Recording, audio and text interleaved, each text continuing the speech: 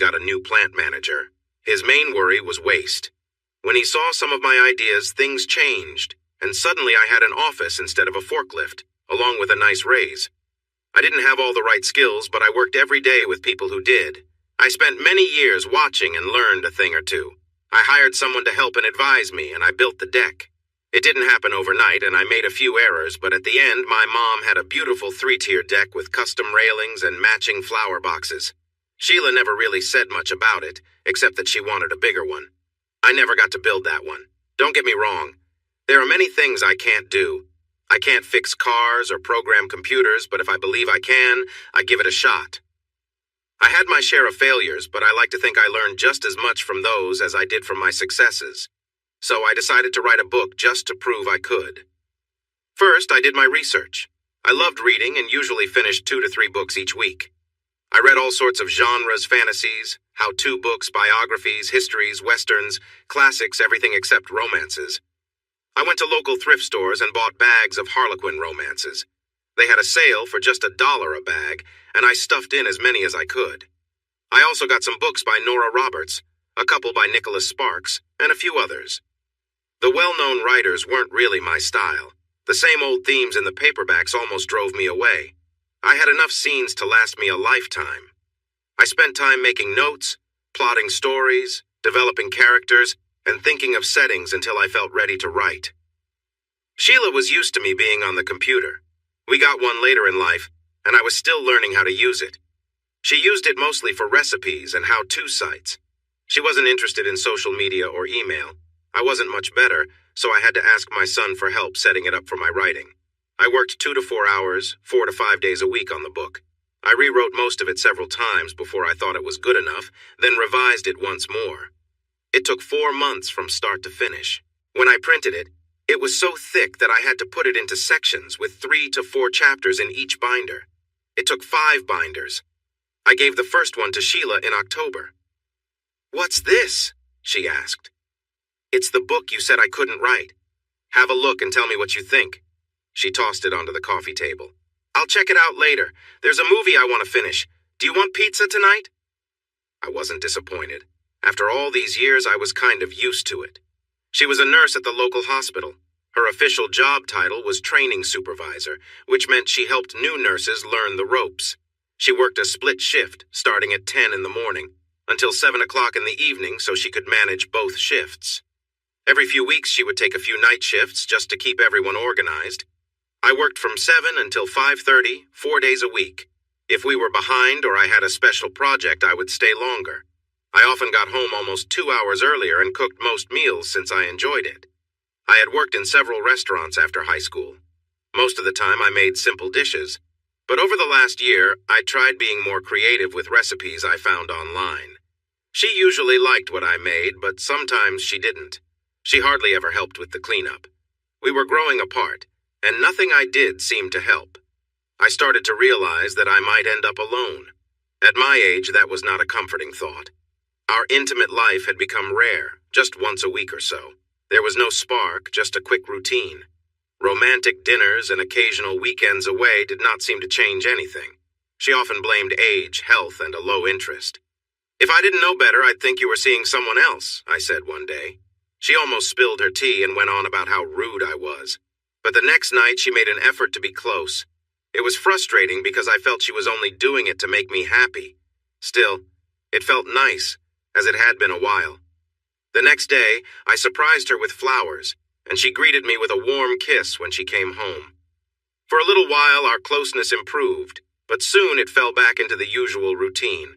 I accepted that our age mattered to her less than it did to me, and I chose to respect that. She never got around to reading the book I left out for her. After 2 weeks, I took it off the table and put it with some old papers and forgot about it. Our 17-year-old granddaughter spent the weekend with us. This happened about every 2 months when her parents needed time alone or wanted to take a short trip.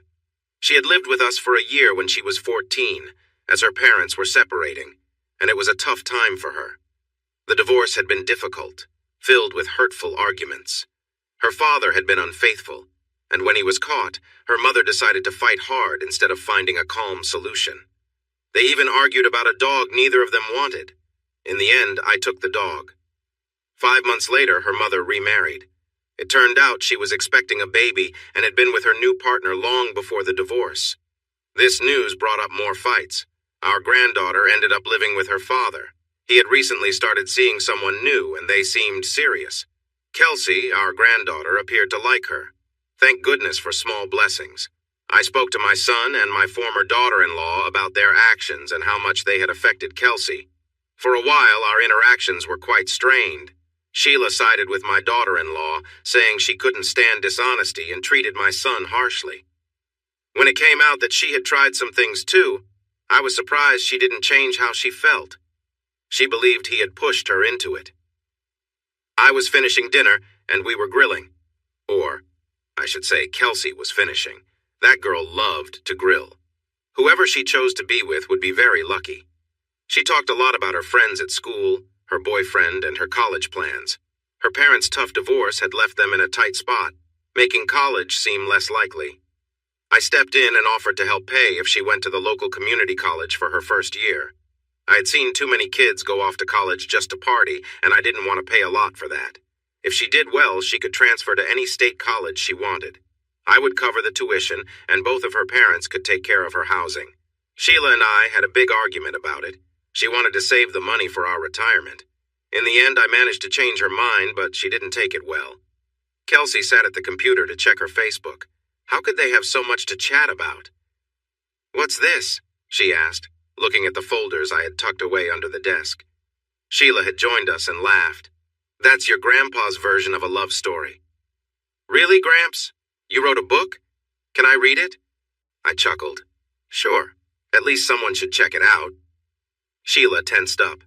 "I'll read it, I promise. I've just been really busy." We enjoyed our steaks and chatted for a couple of hours. It was time for her to supervise some trainees, so she had to prepare for work.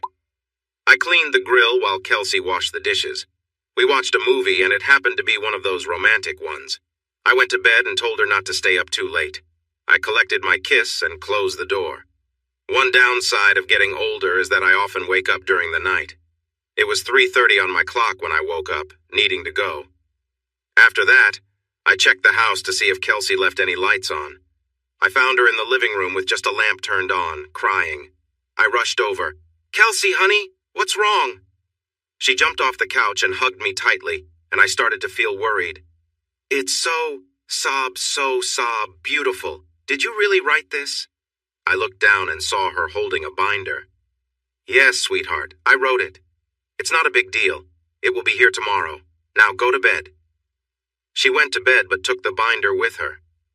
As I lay back down, I felt really happy that she liked it. I thought about how it was perfect for someone her age. There was no explicit content in the story. Everything was hinted at rather than described. A month passed. Our time together picked up a bit, and Sheila felt more like the woman I married. Then the phone rang. It was an old friend from high school almost 40 years ago. "Pete, it's me, Jimmy Page. Remember me?" "Yeah, it's been a long time, Zep. You missed the last reunion, so it's been, what, almost 20 years? How's life?" He laughed that familiar laugh that always bothered me. Some things never change. We called him Zep because he shared a name with the guitarist from Led Zeppelin. At first, we called him Zeppelin, but it got shortened to Zep. "I'm fine. Listen, I want to talk about your book." I was surprised by that. "What book?" "That love story you wrote. It's pretty good. How did you get a copy of that?" I glanced at Kelsey, who was visiting for the night. She heard love story and suddenly became very interested in her magazine. "My granddaughter showed it to me. I couldn't believe it was you. I'd like to help you publish it. I run a small publishing company. I can make it happen." I had always been cautious about Zep. It was just a feeling I couldn't shake. "I don't know. I just wrote it for fun." He spent several minutes trying to convince me. I got the feeling he might be recording our conversation. "Let me think about it, Zep. I'll get back to you." He kept talking as I hung up. I rushed to my computer, and it turned out he did own a publishing company. But it was a vanity press. They would publish anything if you paid for it. If it did well, then they took a share of the profits. It wasn't a good deal for the writer. "Kelsey, where's my book?" Well, you see, Kelsey, stop eating those waffles. Where's the book?" I've still got it, but I kind of made copies for my friends and they shared it too. And then Angie gave a copy to her cousin far away, so now it's going around the school. Everyone wants to know when you'll write your next one. Sorry, Gramps. But it's really good. You should publish it. I tried to seem unhappy. I'm not thrilled about this. I never actually said it could be shared. Let's call it a lesson learned. I have no idea how to get it published, and I'm not sure if I should. She surprised me with how grown-up she sounded. You don't realize how good it is, do you? Let me do some research for you. It could help. Who knows? Maybe a famous author should look out. I hugged her and we laughed, and I forgot all about it for a moment. 2 weeks later, she called me. Gramps, I did it. I sent your book to the top 4 online romance publishers. That's what all the research suggests. When it becomes a hit, you better dedicate it to me. We both laughed, and I promised I would. A week later, my computer crashed. I got a virus from a game site. Research showed me that game sites are not very good, but recipe sites are even worse, followed by adult content. It seems people prefer playing games and cooking nice meals rather than looking at nude bodies in unrealistic poses. The tough economy really impacted my company. It was easier to buy a foreclosed property at a lower price than to pay full price for a new one. Business slowed down until we had to lay off some employees. Sheila started getting annoyed with me being around. I felt there wasn't much I could do, so I finally lost my cool. Sheila, just think about this. We both plan to retire in 4 years. You won't even have a job to go to then. What will you do? Volunteering, she mumbled as she walked away. I wasn't in a rush to replace my broken computer. I missed it, but not too much. I thought I might find a good deal before Christmas, so I spent my time at home doing things I had put off. After a week of work, I came home and half listened to a message on the answering machine. Mr. Smith, this is Nora Holmes with Norbert Publishing. We've been trying to get in touch with you through email, and we'd like to discuss your book. Please call us back. I quickly grabbed the phone. Hello, I just got in. Her tone wasn't very warm. Why haven't you answered your email? I'm sorry, my computer is broken. I haven't replaced it yet. What? How can you live without a computer? That doesn't make sense. You need to get a new one, especially if you want to work with us. You're right. Am I really working with you? That's still in question, Mr. Smith. We're interested, but your book needs some work and you'll have to cut it down by about 30,000 words. If you agree to help us make improvements, we might offer you a contract. This will also help if you want to try other publishers. What should I do? Get a good computer. We really prefer emails over phone calls, so you must keep up with them. We're sending your manuscript back to you. Follow the instructions, listen to the editor's advice, and send it back to us. What a straightforward woman. She hung up without saying goodbye. I bought a new computer and had my son set it up for me. He created a personal email account for me, which I kept secure. This would be the one I used with the publishers. I wanted to surprise them if I got published. When the manuscript returned, it was covered in edits. I learned that most romance novels are between 70 and 110,000 words. Mine was just over 140,000. They recommended I cut it to just over 100,000. I tried several times, but ended up with about 120,000 words. They sent it back again before they were happy. I received a rare phone call. We would like to publish your book, Mr. Smith, if we can agree on a few details. By the way, this call is recorded for legal reasons. It was one of the most interesting talks I'd ever had. First, Mr. Smith, our policy is to never publish a single book. We always want a deal for at least 2 books. Do you think you can write another? Yes, I could. Once it started to seem real, I began thinking about other stories I wanted to tell. I told her I was already working on one. Great. Send us a summary, and if we like it, you'll get a contract. Excuse me, but we haven't discussed payment. She laughed. Good. You're not just going along with everything. Send us the summary and we'll talk about payment. I did even better. I sent her the first 6 chapters. 3 days later, I received a manila envelope from the publisher. The first paper inside said, "Read me first." Congratulations, Mr. Smith. We have decided to offer you a contract. It is included. Please have a lawyer review it. If you are happy with it, sign and return it. As soon as we get it back, we'll start the process of publishing your first book. Call me after January 4th or 5th at 3 o'clock my time. There are a few things I prefer to discuss over the phone. Until then. It was a simple 2-page contract. I went to a lawyer in a nearby town. I wanted to keep it private.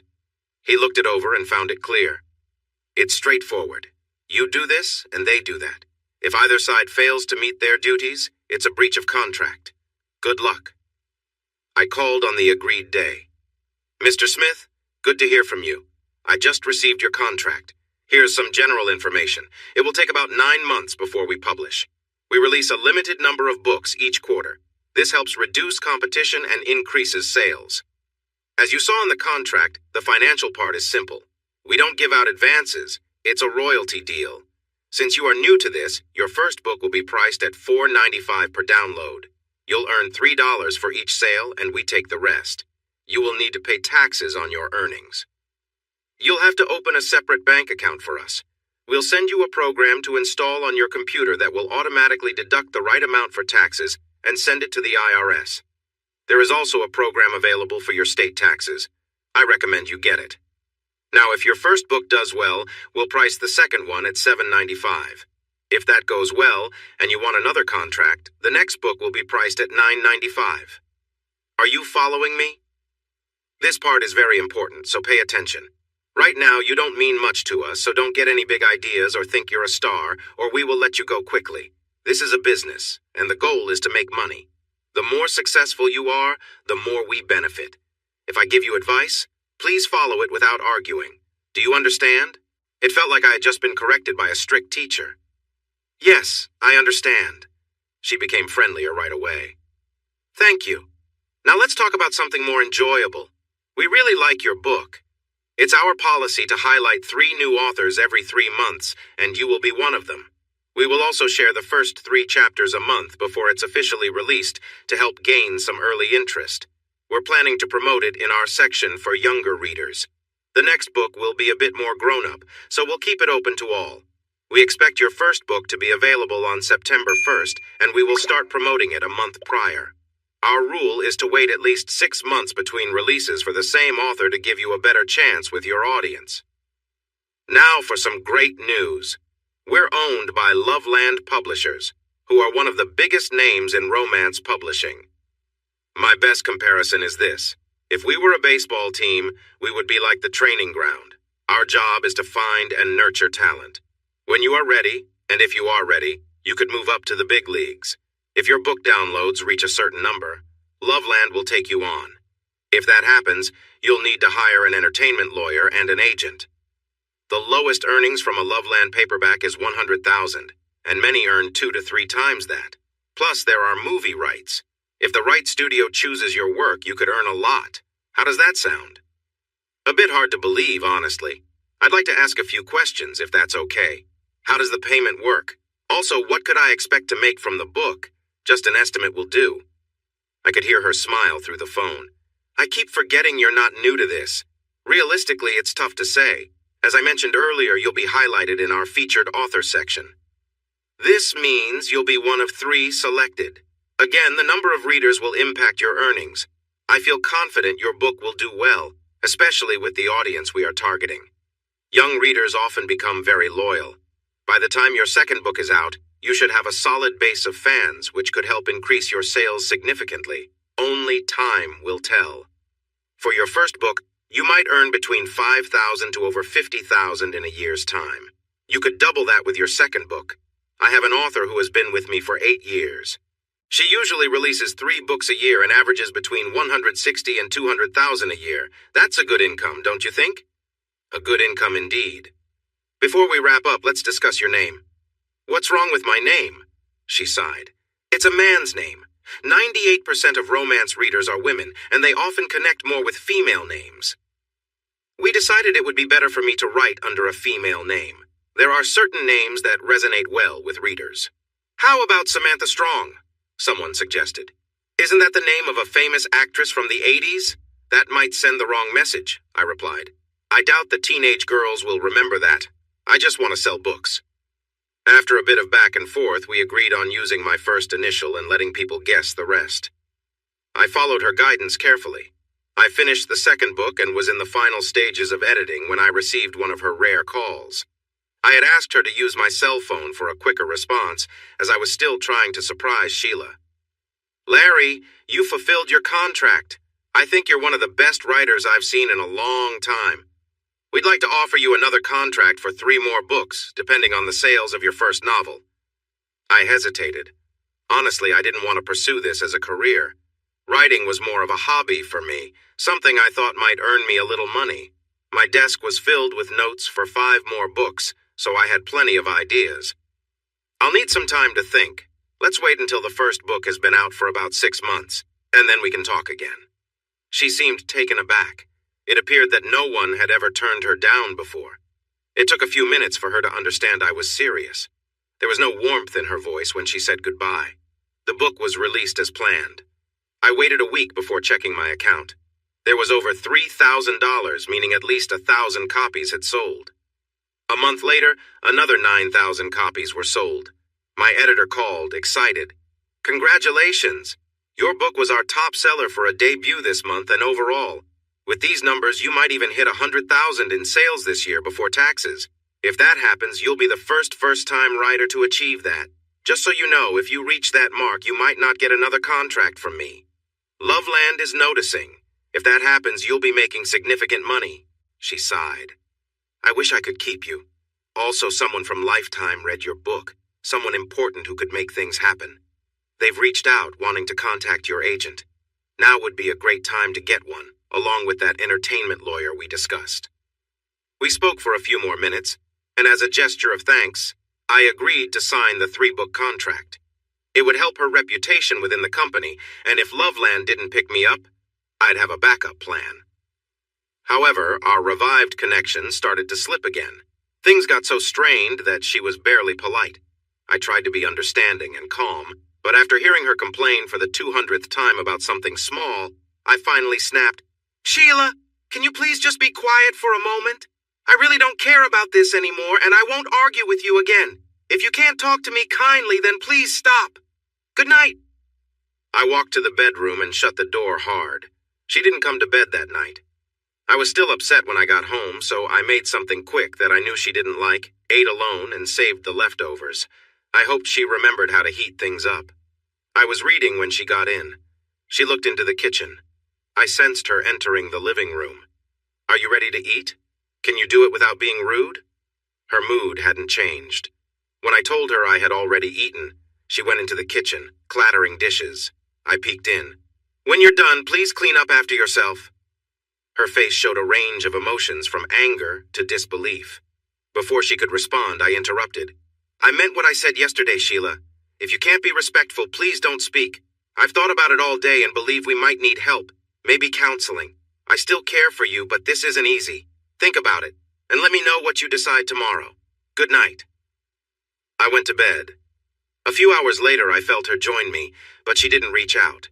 I got up and noticed the messy dishes. Work had been tough that day. Deliveries were late, customers wanted their orders early, and I was busy sorting everything out. I was relieved to be home. Sheila hadn't returned by 9. I wasn't too worried at first. Sometimes she went out with friends. But by 11, I started to feel anxious. She didn't answer her phone, and none of her friends knew where she was. Just as I began to fear the worst, she called. "Sheila, are you okay? Where are you?" "I'm home, Roy." "That doesn't make sense, Sheila. I'm at home, and you're not here." "I'm not at your home. I'm at my new apartment. I think we need some time apart." I was stunned. "What? What are you talking about?" "I'm trying to figure out if I want to stay married to you. We don't get along anymore, and I don't know why. Maybe some time apart will help us fix this." "Sheila, I don't think that's a good idea." "Good night, Roy. I'll call you in a few days." She hung up. I tried to call her back, but it went to voicemail. I felt lost. She wouldn't talk to me, and I didn't know how to find her. I looked around the house. Most of her clothes were gone, along with some pictures and little things she liked. After a night without sleep, I called her workplace to ask about her. I finally reached her backup supervisor, who told me Sheila had taken 2 weeks off. So much for our planned trip to the Grand Canyon. I worried and felt down. 5 days passed, and she never called. Then one night, anger washed over me and took me by surprise. Let the games begin. I called a lawyer a friend recommended. She was said to be tough. My meeting was at 4 o'clock. She listened to my story. "What do you want?" Do you want to make things tough for her? Or do you want a smoother split where you both can go your own ways? Or do you want to try to get back together? Her questions surprised me. I realized I didn't really know what I wanted. I admitted that to her. She seemed to relax a bit. Okay, let's start with this. You should file for legal separation. That will catch her attention and help you if you can't get back together. It will also make her understand the potential results of her actions and maybe get her to talk to you. Has she taken out a lot of money from your accounts? For your safety, if she hasn't, I can help freeze the accounts, or you could just take half out and put it in a different account for now. She continued asking about investments, retirement plans, and if we still owed money on our home. I answered all her questions and was about to leave when I remembered something. Miss Wright, I just recalled that I have money in another account. I don't use it often, but it's there. I know that as my lawyer you must keep things private, but I want your word on this. Please don't take offense. She looked a little surprised until I told her more. A smile came to her face as I finished my story. I can't believe it! You're R. Smith! My daughter just read your book and loved it. I'm reading it now too, so don't spoil anything. How much money are we talking about? She asked. I finally smiled too. I guess it would be a shock to tell you that all the money turned out to be for something unexpected. Last I checked, and it changes every day, it was about $72,000 after taxes. It's not a huge amount, but it's growing. Plus, I have another book coming out in 2 months. Just a heads up. This one is a bit more mature. She frowned, thinking. If you get divorced, you'll need to report it, and likely the next book too. I can already hear it. It was written while you were married, so it's shared property. Just wanted to let you know. I frowned back. Okay, but I started writing because of her. I might sign a deal for 3 more books soon. What happens then? She clicked her pen, a nervous habit. My best advice? Don't sign anything until you either fix things or get divorced. If you divorce and then sign, she won't get any of that money. If you fix things, it won't matter. With your permission, I can contact some people to see if I can find her. If I do, should I have the papers delivered? I thought for a moment and then nodded. The decision was made. Let's see what happens next. Yada, yada, yada. The next day, I checked the accounts. She had already taken half. 4 days later, Sheila hadn't called me. I tried to reach her, but her number had changed. Then I got a call from Becky Wright. I found her. She's in a condo just 5 blocks from the hospital where she works. Do you still want to serve her the papers? Absolutely. I want to be there when you do. She hesitated, and we worked out a plan. She would record it, and I would watch it at her office. It turned out to be quite amusing. They caught Sheila as she was heading to her car. She looked much nicer than she had in the last few years with me, and she was smiling. The server, a young girl who looked quite young, approached her. Excuse me, are you Sheila Smith? Sheila nodded, looking confused. The girl smiled again. You've been served, she said, handing her the papers. Sheila's smile vanished. She looked shocked, and then upset. How could he do this to me? She grabbed her phone to call someone, but when she checked it, it was dead. I had canceled it the night before. Upset, she got into her car and drove off. Becky smiled at me. You definitely got her attention. Let's see how she reacts next. But I should point out something. You don't get a nice condo like that overnight. She must have been planning to leave for quite some time. What followed were several rants on her part. I didn't reply, but I kept the messages. I got a new phone, but kept the old one just so she would have my number. We hadn't had a house phone in years. She started calling me at work. I answered the first call, but she began to rant again. I hung up and asked the receptionist to tell her that I would be willing to talk if she could keep it civil. The receptionist relayed the message, but Sheila hung up on her after another rant. 3 days later, she called again. This time her voice was calmer. She asked if I had a moment. I closed the door to my office. What do you want, Sheila? There was a moment of silence. Then I heard her start to cry softly. How could you do this to me, Roy? Serve me papers? I just needed some time to sort out my life. I wasn't feeling very sympathetic. Poor Sheila. I'm giving you all the time you want. I filed the papers to make things easier for me. Now either way, I'm protected. It's nice of you to only take half the money. It'll make things simpler in the end. She was trying to explain. I was worried you would get upset and keep me from it. It's my money, too. Not anymore. You already took your share. I moved the rest, so don't try to get back to it. I need to go, so just tell me what you want from me. I just wanted to talk to you. Please be patient, please. I felt my frustration rising, but I held back. Take all the time you need, Sheila. If I'm still here when you're ready to return, we can try to start anew. But I need to be clear. This time apart shouldn't be seen as a way to be with others and then return as if nothing happened. If I even sense there's someone else, there will be no turning back. Think about that while you figure things out. I hung up. 5 days passed before she called again. Why didn't you call me? Well, Sheila, it's tough to call you when I don't have a number. I can only reach you through the hospital and you're on vacation until tomorrow. I think I'll still go to the Grand Canyon. I'll send you some photos. She started to cry. Why are you making this hard? I'm sorry I messed up our trip, but I needed some time. Now I'm just thinking about you. Why are you so upset? I took a breath and counted to 10. Let's see. My wife of 32 years gets really angry and leaves without telling me where she's going and takes half our money. I can't really figure out why I might be upset. I heard her sniffle. You don't have to be sarcastic. I admit I messed up. Are you happy now? The time I wanted for myself is now so complicated I don't know what to do. Well, Sheila, here's what you should do. Hang up. I need to sleep. I'm not on vacation. She hung up hard, probably on a landline.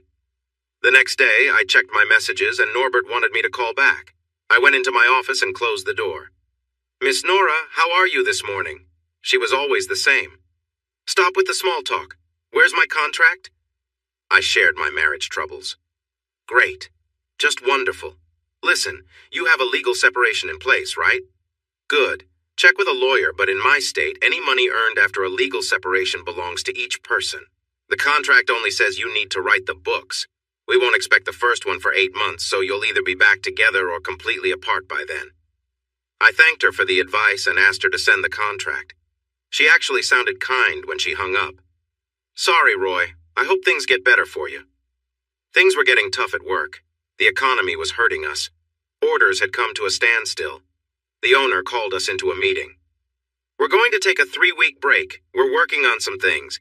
If even one of them works out, we'll have a lot of work to do. I'll keep a small team, mostly for maintenance, to keep everything in good shape. He spoke for a while before finishing. I thought about it that night, and the next day I submitted a vacation request for 2 weeks after the break. The plant manager was surprised, but agreed when I told him I wanted to travel a bit. You and Sheila enjoy yourselves. I mumbled a reply and left. I had gotten the lawyer Norbert suggested, but I didn't have an agent. When I asked, he said I didn't really need one right now. He did help set up my business, saying it would protect me more if I decided to get a divorce. Not wanting Sheila to know where I was, I had him rent a house for me. It was by a lake in the mountains, a place I loved when Sheila and I were younger. We stopped going there years ago.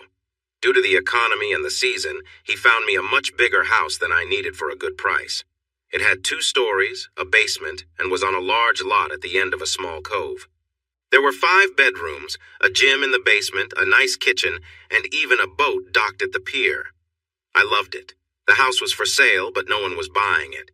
They were happy to lease it to me for 3 months, more than I needed. But it was such a good deal I couldn't say no. The best part was that my name wasn't on the lease. It was under my new business name. Sheila called and left a message with her new number. I returned her call 3 days later. Roy, where are you? I wasn't going to share any more than I had to. I took some time off. I think I'll try to figure things out. She didn't respond to my tone.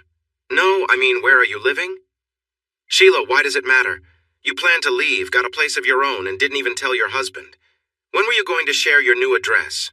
Or were you ever? It doesn't matter. Out of curiosity, have you found any answers? I'm working on it, Roy. Please don't rush me. I think you should take as long as you need, but just so you know, I've set a time limit. If you're still away when I reach it, the separation papers will become divorce papers. And before you ask, I'm not telling you when that is. She reacted angrily.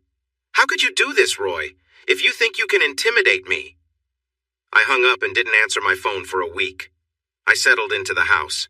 One perk was a courtesy pass to the local country club, which had a great golf course. I hadn't played seriously in years, but I went to check it out, met the staff, had a couple of drinks at the bar, ate at the restaurant, and really enjoyed myself. The next day I went to the pro shop to buy a nice set of clubs and shoes. I played 27 holes and was happy to see that I hadn't lost much of my skill, though I wasn't that great to begin with. I had fun playing with some members for 18 holes and then finished the last 9 by myself. Considering the time of year, the course was in excellent shape. I was sore the next morning, so I decided to use the exercise equipment in the basement that afternoon. I started off slowly, but in 3 weeks I was exercising for an hour each morning and again in the evening. I lost 15 pounds and my golf game got better. Tired of my thinning hair, I went to a barber and had it all shaved off. I decided to grow a goatee and mustache, something I had always wanted to try. When it grew in, I was surprised to see the hair was almost completely white. Sheila called me twice a week but never said anything important or suggested we meet. She even asked my lawyer about me. Since she didn't know exactly where I was, she could say that honestly. I brought it up on her last call. I'm going to be back home next week. I expect to see you. It doesn't have to be at my house. Choose a place we can both agree on, and I'll be there. If you refuse, I'll let my lawyer handle it.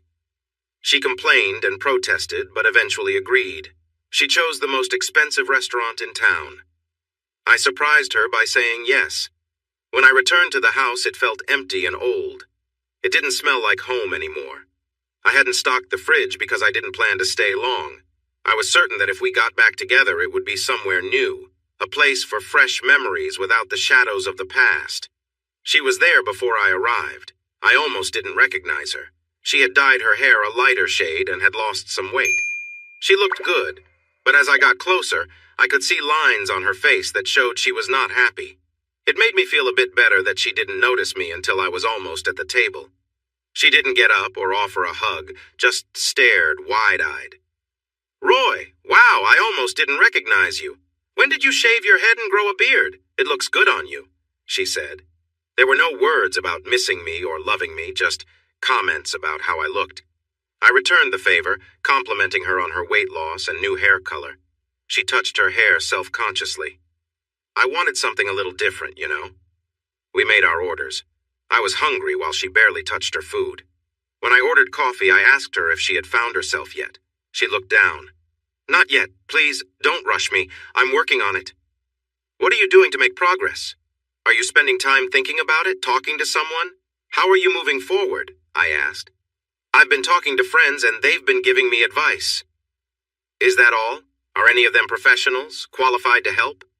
If they're just sharing their thoughts, I'm reminded of the saying that opinions are common and they often aren't helpful. Time is passing, Sheila. I sat there watching my feelings for her start to fade as she quietly sniffled. When I couldn't take it anymore, I paid the bill, wished her a good night, and left. I thought about how she had never offered to touch me and seemed to pull away whenever I lightly touched her arm. I worked for a week after my vacation and then had 2 weeks off. I immediately returned to the lake house. Before I left, I spoke with my lawyer. The time for the legal separation is almost over. What do you want me to do? File the papers? Are you sure? I sighed. I'm sure. If things change for us, I can always stop it. And just for curiosity, let's get some private investigators to watch her for a week. I want to know what her new life is like. We talked a bit about my writing. My first book had over 100,000 sales, the fastest ever on the site. My second book came out and got 20,000 downloads in the first 3 weeks, priced at $7.95. My writing income was doing well. My entertainment lawyer was in talks with Lifetime, but was also getting offers from film companies. He was skillfully handling a small bidding war, and prices were rising. So far, the offers reached $800,000, which amazed me. After thinking for a week, I quit my job and made an offer on the lake house. No matter what Sheila and I decided, I was going to live there. Money was no longer an issue, even though we were comfortable before.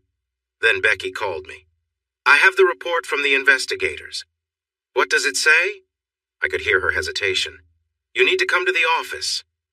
I let the silence hang for a moment. Is it that bad? Another silence.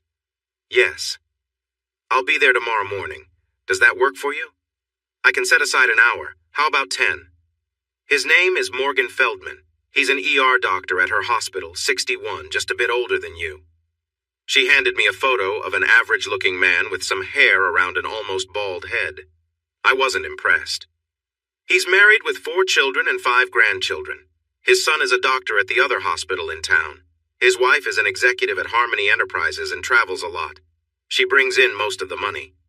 She showed me a picture of an attractive woman in her mid-50s. Sheila was appealing, especially to me, but I wondered how she compared to this woman. He's known for being unfaithful. Your wife is just the latest in a line of affairs. On average, his relationships last about 6 months, so your wife is nearing the end of her time with him. He's skilled at being unfaithful. We had someone on the cleaning crew at the hospital take some photos of them when they went into empty rooms. I don't think they went further than a kiss, as our person caught a photo of them when they thought the curtain was closed. It was the same at the condo. They never went in together. Usually she steps out first and then he arrives about half an hour later. He goes up 3 floors and then takes another elevator down. If he sees anyone in the hallway, he walks past them. If the way is clear, he uses his own key to enter. A few minutes later, she comes back. He usually stays for a little while, from an hour to half a day, once even overnight. They are never seen together in the hallway, but there is a moment when she opens the door after he leaves to give him a briefcase. She looks around and then closes the door with a smile. "How did you find all this out?" She grinned. "Money and luck. One of our team members pretended to be with the security service. He offered to check their security system as a favor. He asked them to confirm with the security company, and they did. He got copies of the last month and a half of their security footage, and then his team looked it over. The security company even got some new business out of it by making improvements. You've already filed. What do you want me to do now?" I paused for a moment. "Speed it up. Offer her a fair split. She can have the house. I don't want to live there anymore. If she doesn't want it, we can sell it and share the money. If she fights me on it, tell her to get a good lawyer. I can make this go on for years. And tell her to expect a package from me that will explain things." She studied me carefully. "I must advise you against doing anything foolish. You know we can't use the condo footage legally. I'll keep our team looking.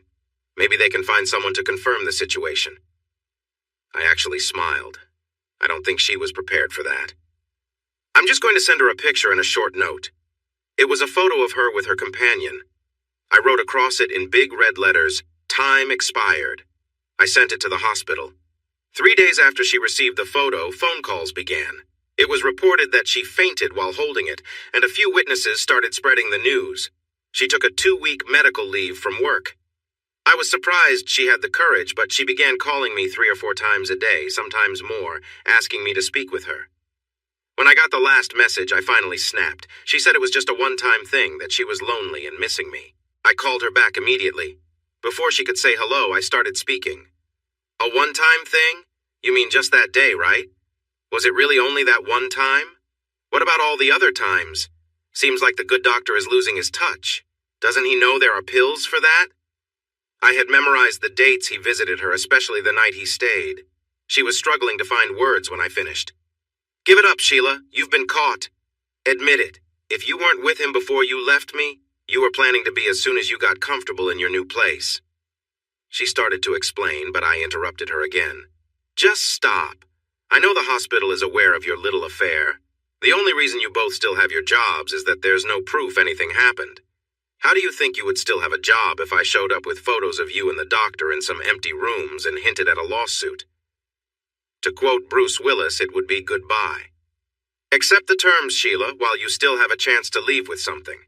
3 weeks, Sheila, then I go to the hospital and talk to Mrs. Dr. Feldman. It's up to you. Don't call me again. Call my lawyer. Goodbye, Sheila. I hope you struggle through your empty life." Okay, that last part was a bit harsh, but I was hurting a lot. I turned off my old cell phone and put it away in a drawer. I got my offer accepted on the lake house. I was now a full-time writer with a mortgage. I had finished the first draft of my 3rd novel and received a call from Miss Nora. This one isn't as good as your other 2, but it's readable and we have a few months to make it better. Are you divorced yet? I'm working on it. Well, I'm sorry to hear that. I have something I want you to think about. Your books are great, but they could use more excitement. Ever heard of romance stories? 50 Shades of Grey ring any bells? Only in a general way. You'd have to be living under a rock not to know that book. What are you getting at? Romance stories are really popular right now.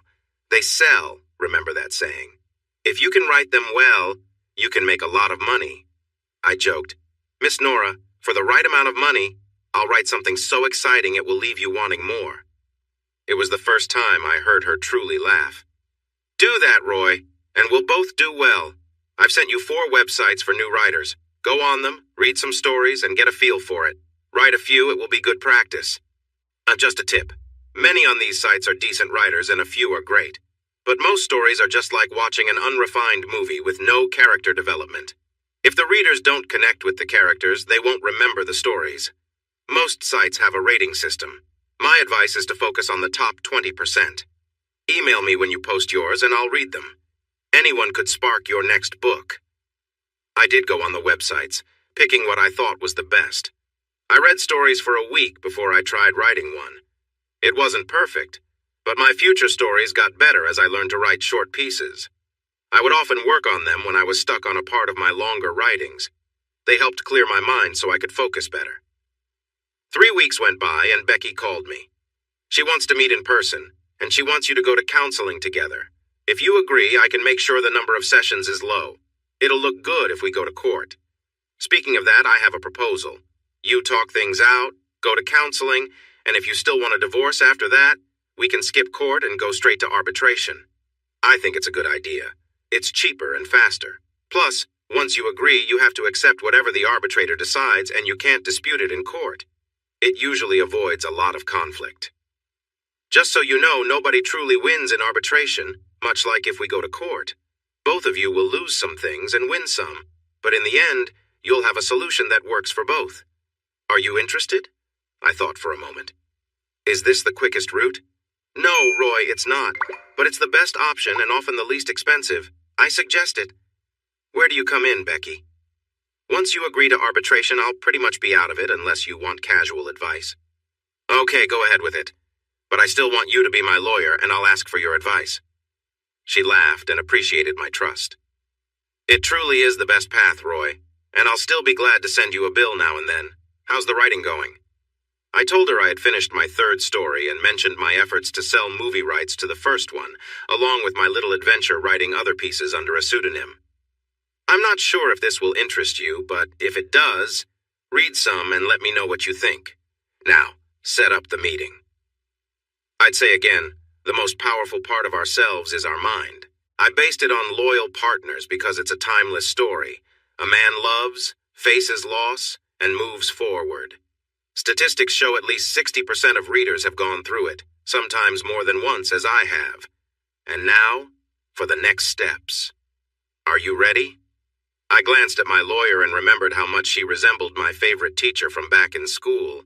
I had told her that once, and I think she didn't like it until I complimented her on being the most admired teacher. After that, she seemed cheerful. We were in her office, and I was walking around while she sat on the table, swinging one long leg, her heel lightly hanging. I smiled, and she noticed. What was that about? I was just thinking about how she was sitting there, swinging her leg, looking poised for anything, dressed for business. Does she do it on purpose? Or does all that hidden desire need to come out at strange and awkward moments? How about this for a part in my story? She blushed slightly and smiled playfully, lifting her skirt just enough for me to notice her thigh-high stockings. She was 43, but looked 33, acting like she was 25 when she was off the clock.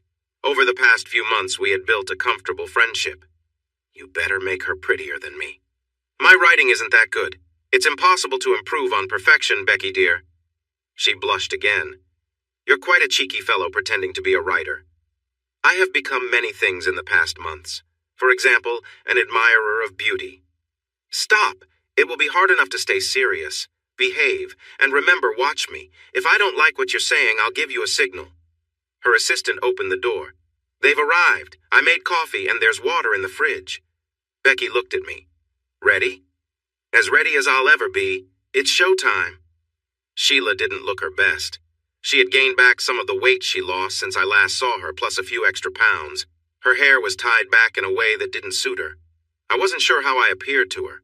I had grown my mustache and beard, giving me a different look.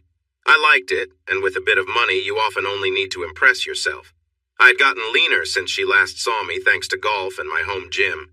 I thought of her in college, remembering how beautiful she had been with her long hair and carefree spirit. I had shown Kelsey a picture of her from back then, wearing cutoffs and a light top, smiling as her hair danced in the breeze. I believed it was the first time Kelsey realized we all grow older. Wow, she was stunning. I completely agreed. What surprised Kelsey was a picture of me from that time. She looked at it and asked who it was. I wore a tie-dyed shirt, flared pants, had a beard, glasses, and hair down to my shoulders. I laughed. It was the early 70s, look it up. I was pretty average back then. She took both pictures home with her. Thinking about her then made me smile, but she misinterpreted it as for her now. She smiled back. I then put on a serious expression, ready to get this over with. She looked nervous again. Becky thanked them for coming, offering them drinks. I waited until they were settled, then took a seat across from them. Becky cleared her throat. If you're ready, we'll talk about the agreement first. Before her lawyer could speak, Sheila chimed in. I don't want an agreement. I want my husband back. I surprised everyone when I asked her, why?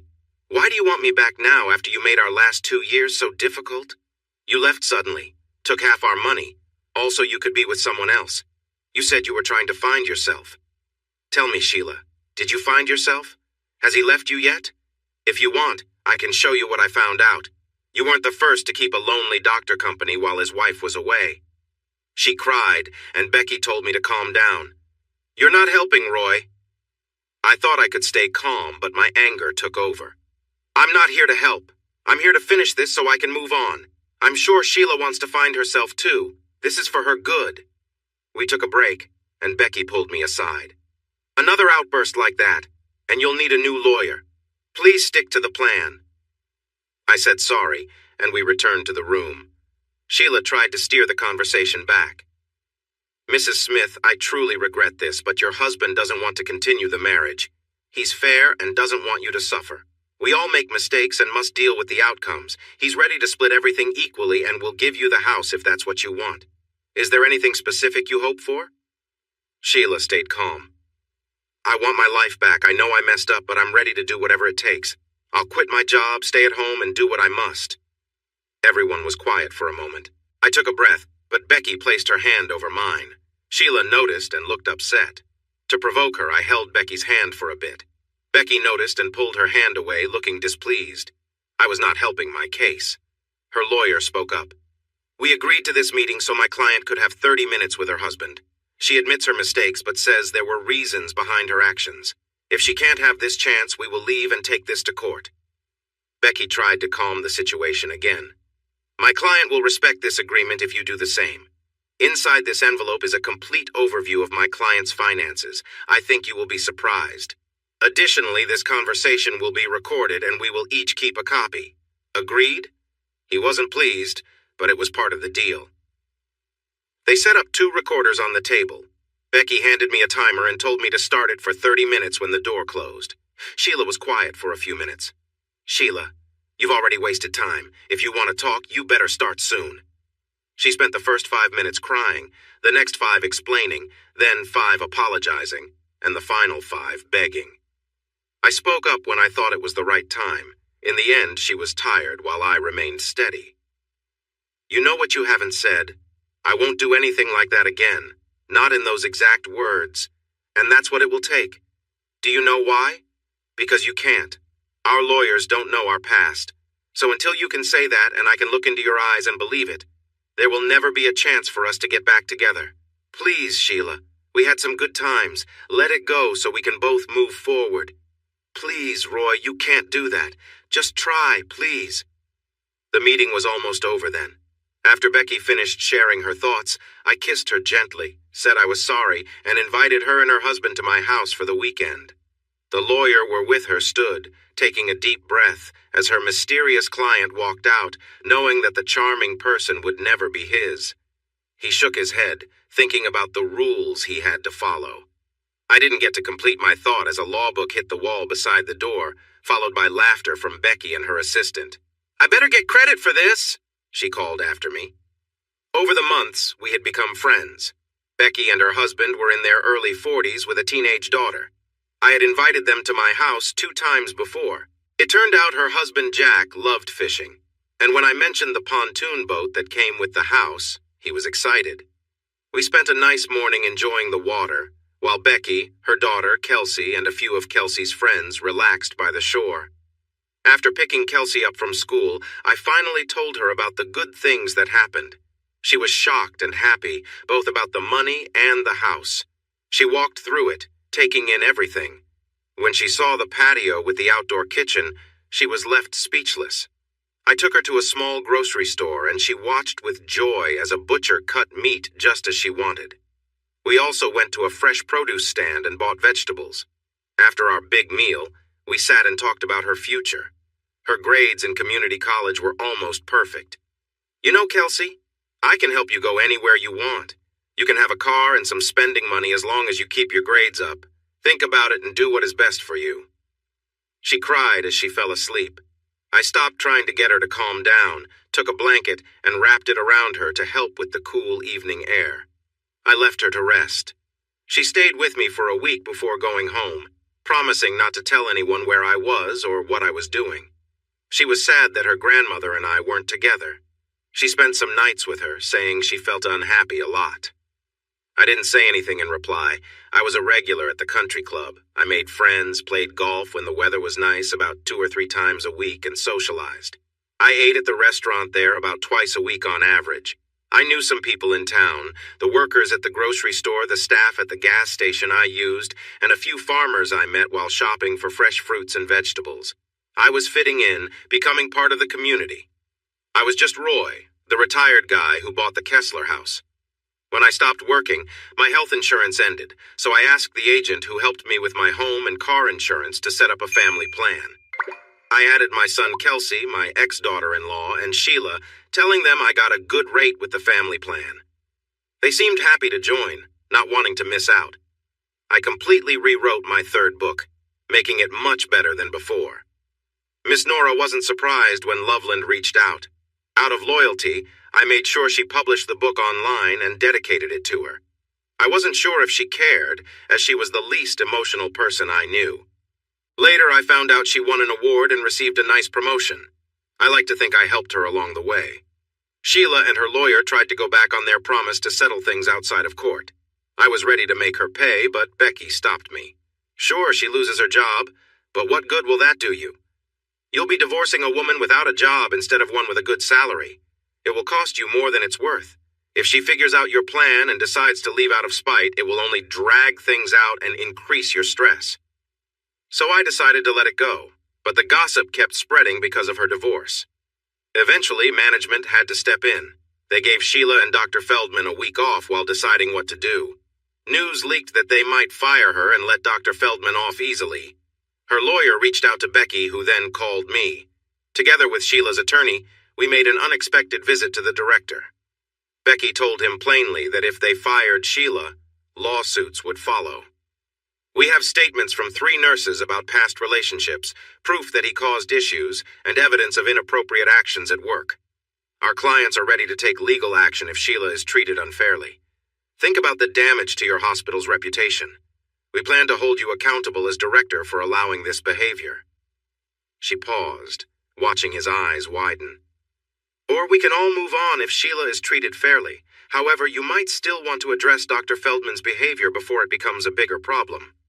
In the end, they had to let go of Dr. Feldman, and Sheila agreed to take a position as a regular nurse instead.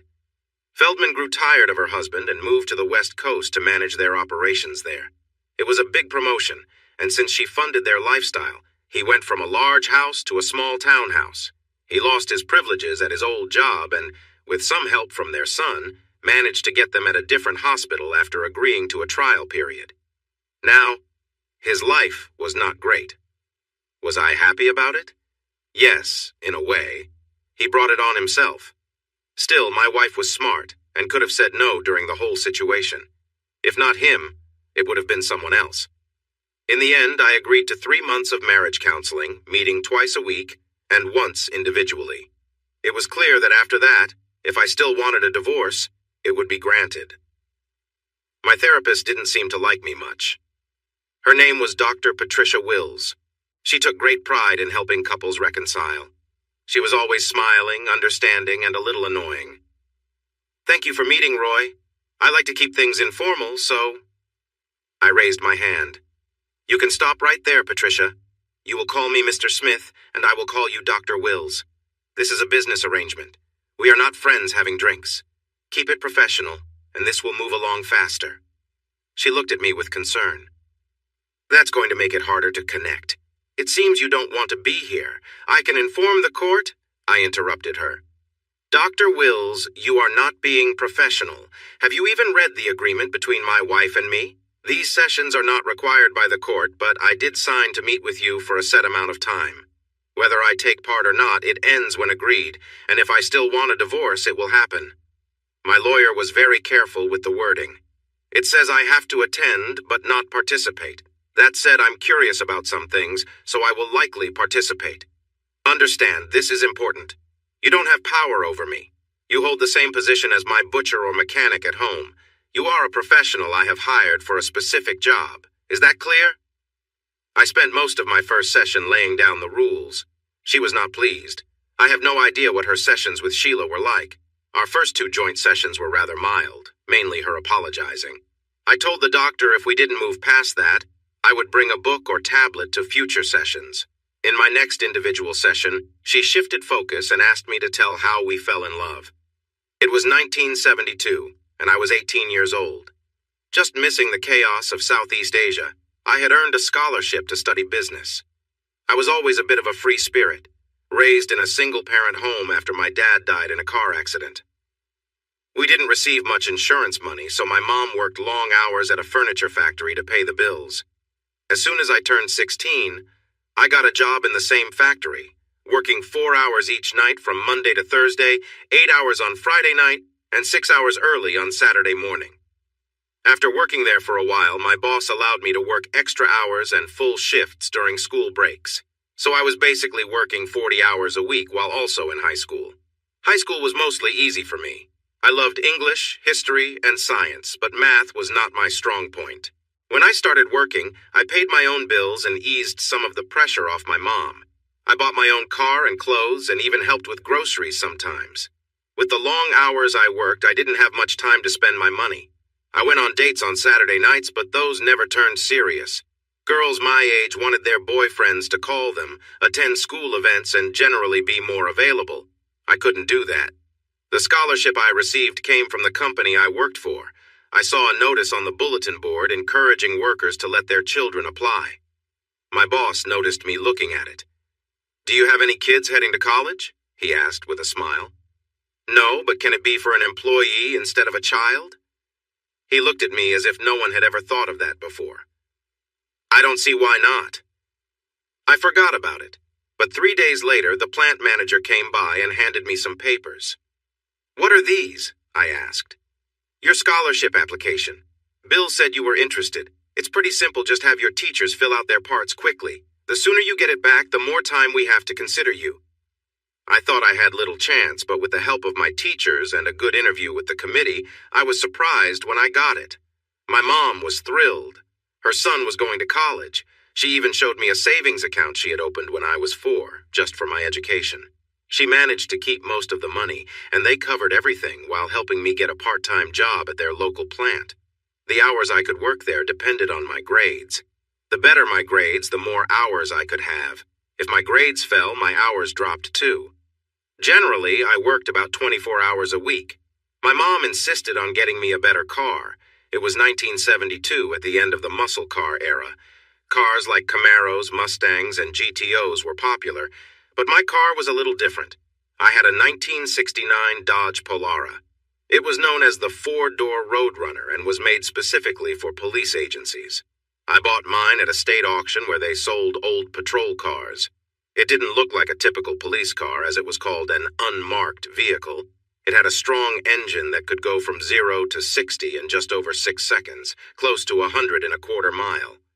The special automatic transmission was built to handle all that power. It had heavy-duty suspension and new tires, which were becoming popular at the time. At first glance, it looked like a big four-door car that a grandfather might drive. I could easily speed between stoplights. We were in the next town, enjoying some food and checking out people. Billy was saying we should have taken his Mustang when a Chevelle pulled up next to us. The driver had 3 girls with him. He was making noise with his engine and laughing. "Is your grandpa okay with you driving his car?" I asked playfully. I just smiled, took out a $20 bill, showed it to him, and laid it on the dashboard. $20 was a lot for a college student back then. He was so surprised that when the light turned green, he didn't move right away, and I drove off smoothly. We could hear the girls giggling. He caught up to me again, feeling embarrassed. "Let's race!" he shouted, putting a 20 on his dashboard. He didn't stand a chance. When the light changed and I pressed the gas, we took off. He struggled to keep his car steady while mine stayed on track. We parked in a grocery store lot. "I can't believe this. What kind of car is this?" he remarked. Before long, we had both hoods open, swapping stories about our cars. It worked out nicely since he had 2 extra girls, and I had 1 extra guy. It was a nice warm evening at the start of summer.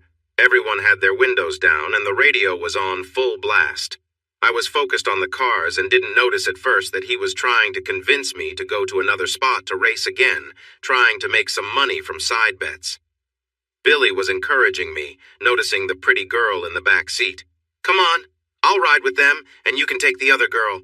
Maybe we'll have some fun," he joked. I laughed and said I doubted she was that great looking when the brunette finally got out of the car. She was trying to fix her long, curly hair and pull it back. Her top was small, and she smiled at me. Her cut-off jeans fit snugly. "Hi," she said, smiling and reaching out her hand. "I'm Sheila." Oh no, a beautiful girl just overheard me joking about her looks. I turned red, stammering while everyone else laughed. She was nice about it, let me buy her a drink, and joined me in the front seat for the rest of the night. The girls were nursing students at our college, which is why I hadn't met them before. That night, my friend Billy did have some fun, but I didn't. By the time we returned to the apartment they shared with others, 1 girl was asleep. I carried her inside and laid her on the couch. I didn't even get a goodbye. The next day, she showed up at my apartment holding her head. I didn't see anyone else. "How did you find my place? How did you get here?" I asked. Still holding her head, she walked past me and lay down on the couch. "Sabrina dropped me off after bringing Billy home. I felt bad about falling asleep on you last night. I came to see if you were as nice when sober. Can I have some water and a couple of pills?" I brought them to her, pulled down the shades, and she lay back. She quickly fell asleep. After 3 hours, she woke up suddenly. "Where am I?" she asked. I had been in the kitchen studying. "You're at my house, remember me? Sabrina brought you over just before noon. You needed some extra sleep." Her face turned bright red, and then she giggled. "Well, I guess I learned not to drink 2 bottles of wine. I'm hungry." She went to the bathroom and got ready. We decided to go to a small restaurant nearby. She looked at me and said, "I don't think a greasy burger or pizza would be too good. My cooking skills are limited to sandwiches." The place was known for its homemade soups and breads. Depending on the soup you ordered, the loaf could be the bowl. It was hearty, delicious, and affordable. She had never been there before.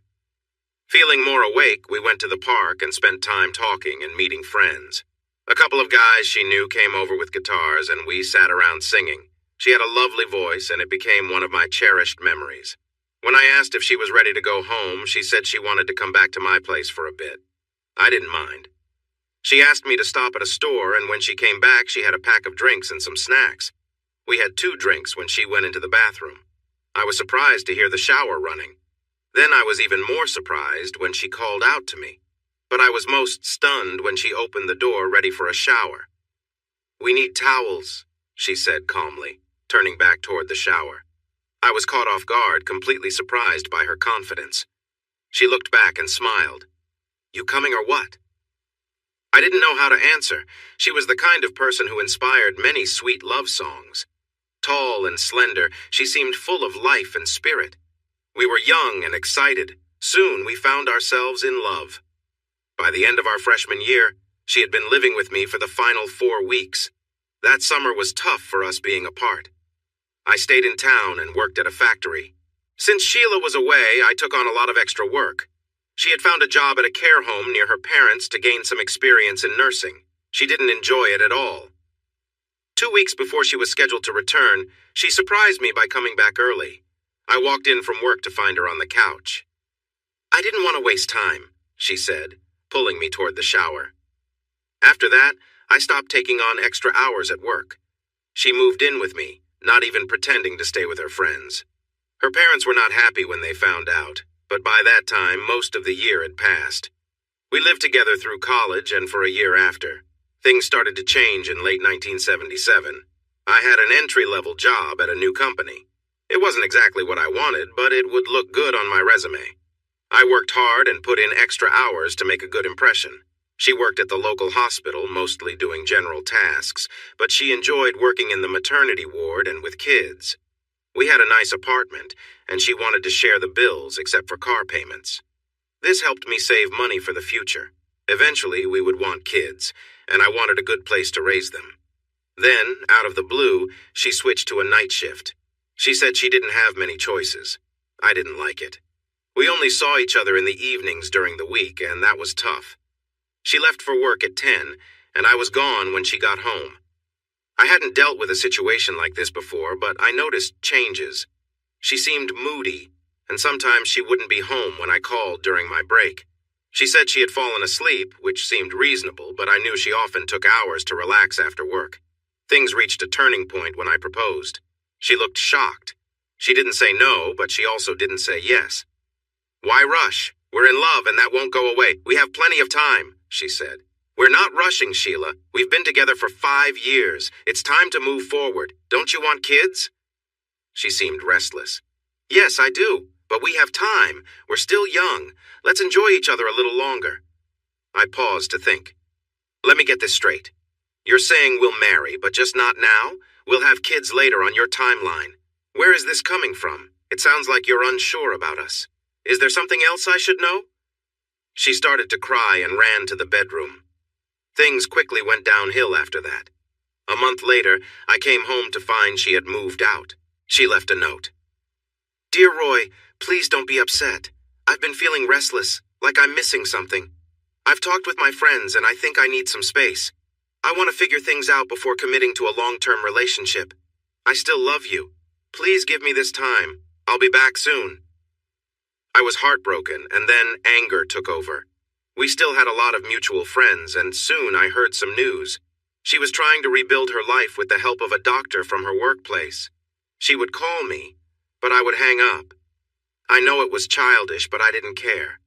One night I saw her at a club, and she was furious to see me there with another girl. She was with some friends, and they tried to keep us apart, which I didn't mind at all. My new girlfriend noticed the looks, and I explained the situation without going into detail. My girlfriend had fiery red hair and a strong personality. "Want to get back at her?" she asked. Of course, I was on board. She clung to me like I was the last bit of water in a desert, and I let her. People didn't dance like they do now, so when we slow danced, it drew a lot of attention. That pushed Sheila over the edge. She stormed over, clearly upset. "What do you think you're doing? I'm dealing with my own problems and you're out with other girls. How does that help us get back together?" I couldn't resist the chance to respond, being young and a bit spiteful. "Who said we were getting back together? I loved you for 5 years and suddenly it wasn't enough? Have you really figured things out? I bet if you look closely enough, you might find some of yourself in Dr. Love's life. You didn't know I knew about that, did you? Now leave me alone. I would tell you to find someone else, but I guess you already have." She looked shocked and fainted. I left that night and didn't see her again for 2 years. When I say I left, I mean I moved to another state for a better job. I didn't tell anyone until the day before I left. I held a big farewell party and invited my closest friends. They were surprised when I announced it was my goodbye gathering. Later in the night, Sabrina and Billy pulled me aside. "What did Sheila say when you broke the news?" Sabrina asked. I was taken aback. "I haven't seen or talked to her in almost 2 months. Why would it matter?" Sabrina scoffed. "She was wrong to end things the way she did. But since that night at the club, she hasn't stopped thinking about you. She regrets how everything ended and would do anything for a chance to start over with you. Could you at least say goodbye?" I shook my head. I already said my goodbyes. Tell her to stop sulking. She should focus on her relationship with Dr. Love. She'll feel better. Sabrina almost slapped me, but I caught her hand. She hasn't seen him since the night she saw you with that girl. Besides, he's married. There was never a future with him. That information only made me more upset. So she was involved with someone knowing he was married. That just proves how untrustworthy she is to me. I'm sorry, Sabrina, there's nothing left anymore. I was only taking my clothes with me and made an agreement with a few college guys to take what they wanted from the place, as long as they cleaned up the mess afterward. Billy was overseeing everything. He told me that I had barely left when Sabrina came over with Sheila. She saw the piled-up items outside and got very upset, yelling and trying to bring things back inside. They eventually calmed her down. I had left everything that belonged to her, or that I thought she might want with Billy, so she really had no reason to be upset. She sat there crying as the remnants of our life together were taken away. I wrapped things up in a session with Dr. Wills. So you see, Dr. Wills, there was a reason for her recent actions. It makes me wonder if during that time she may have gotten lost again. Did I think everything was fine while she sought help from other doctors? Thinking back, there were some tough moments. Sheila strongly disagreed, but wouldn't meet my gaze. It seemed her version of our past had changed a bit to make her look better. Dr. Wills wasn't pleased. In my next session alone, Dr. Wills asked how we got back together. I was doing well at my new job, and it seemed promising for the future. I took 2 weeks off to visit my mother. She had remarried to a nice man. We didn't have much in common except our love for my mom, but we managed to become friends. I spent 4 wonderful days with them. My old college town was between my new place and my mother's. I stopped for gas and decided to check if my favorite cafe was still there. It was just as I remembered. I had just started eating when someone playfully hit me on the back of the head. I turned around and saw Billy and Sabrina. "That's for not staying in touch," Sabrina said with a laugh as they joined me. We caught up on life. They were married and just found out they were expecting a baby, which made me smile. We chatted for a while and they asked if I was going to stay in town for long. "No, I'm just passing through on my way to see my mom, but I'll be back at the end of the week. Maybe we can hang out then." Once I returned home, I called them. We met with a few old friends that evening, promising to get together again the next day.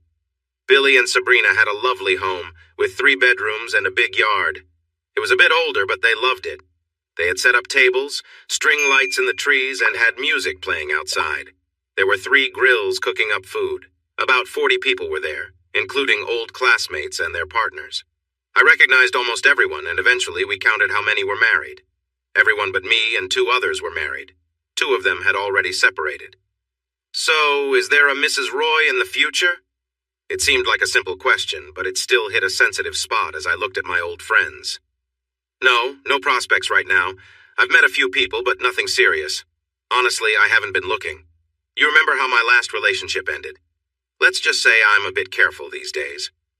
This brought a brief pause to the conversation until they decided to start a game they called the Confess Game. I wasn't familiar with it. We pick situations out of a hat, and you have to tell a true story about that situation if you've experienced it. It's fun, and you don't have to play if you don't want to. We keep it lighthearted. The goal is to laugh, not to embarrass anyone. We usually ask 3 people for each question, then pick a new topic. Sound good? I agreed, and the game began. The first question was, what's the craziest place or situation you've been in? All eyes turned to me. Well, there've been quite a few, I joked. Which one should I pick? That got everyone laughing. Okay, this was just before I came to college. Small town life, you know. For a teenager, the local hangouts were drive-in burger joints, the movies, and the bowling alley. That was our nightlife. My friend Joe and I were driving around in his car, a '67 Barracuda. Beautiful car. Jet black with that big curved back window. Anyone remember those? A few heads nodded. Anyway, we were cruising around and met up with 2 girls from another high school. Joe's car was cool, I was 18, and we had a case of beer. Soon enough, we were out on the back roads, enjoying the night. We parked, shared some drinks, and things started getting cozy. But then, just when things were getting interesting, the cops drove by and we had to leave in a hurry. The group chuckled. Joe was annoyed since we had to stop so suddenly, just as things were picking up. We drove a bit, then pulled over because we all needed a break. While the girls went off for a moment, I came up with a plan. Joe's Barracuda had this feature where you could fold down the back seat to create more space.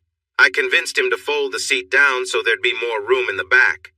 The plan was for me to be in the back while Joe drove around. Sounded genius at the time, right? The group laughed again, leaning in to hear more.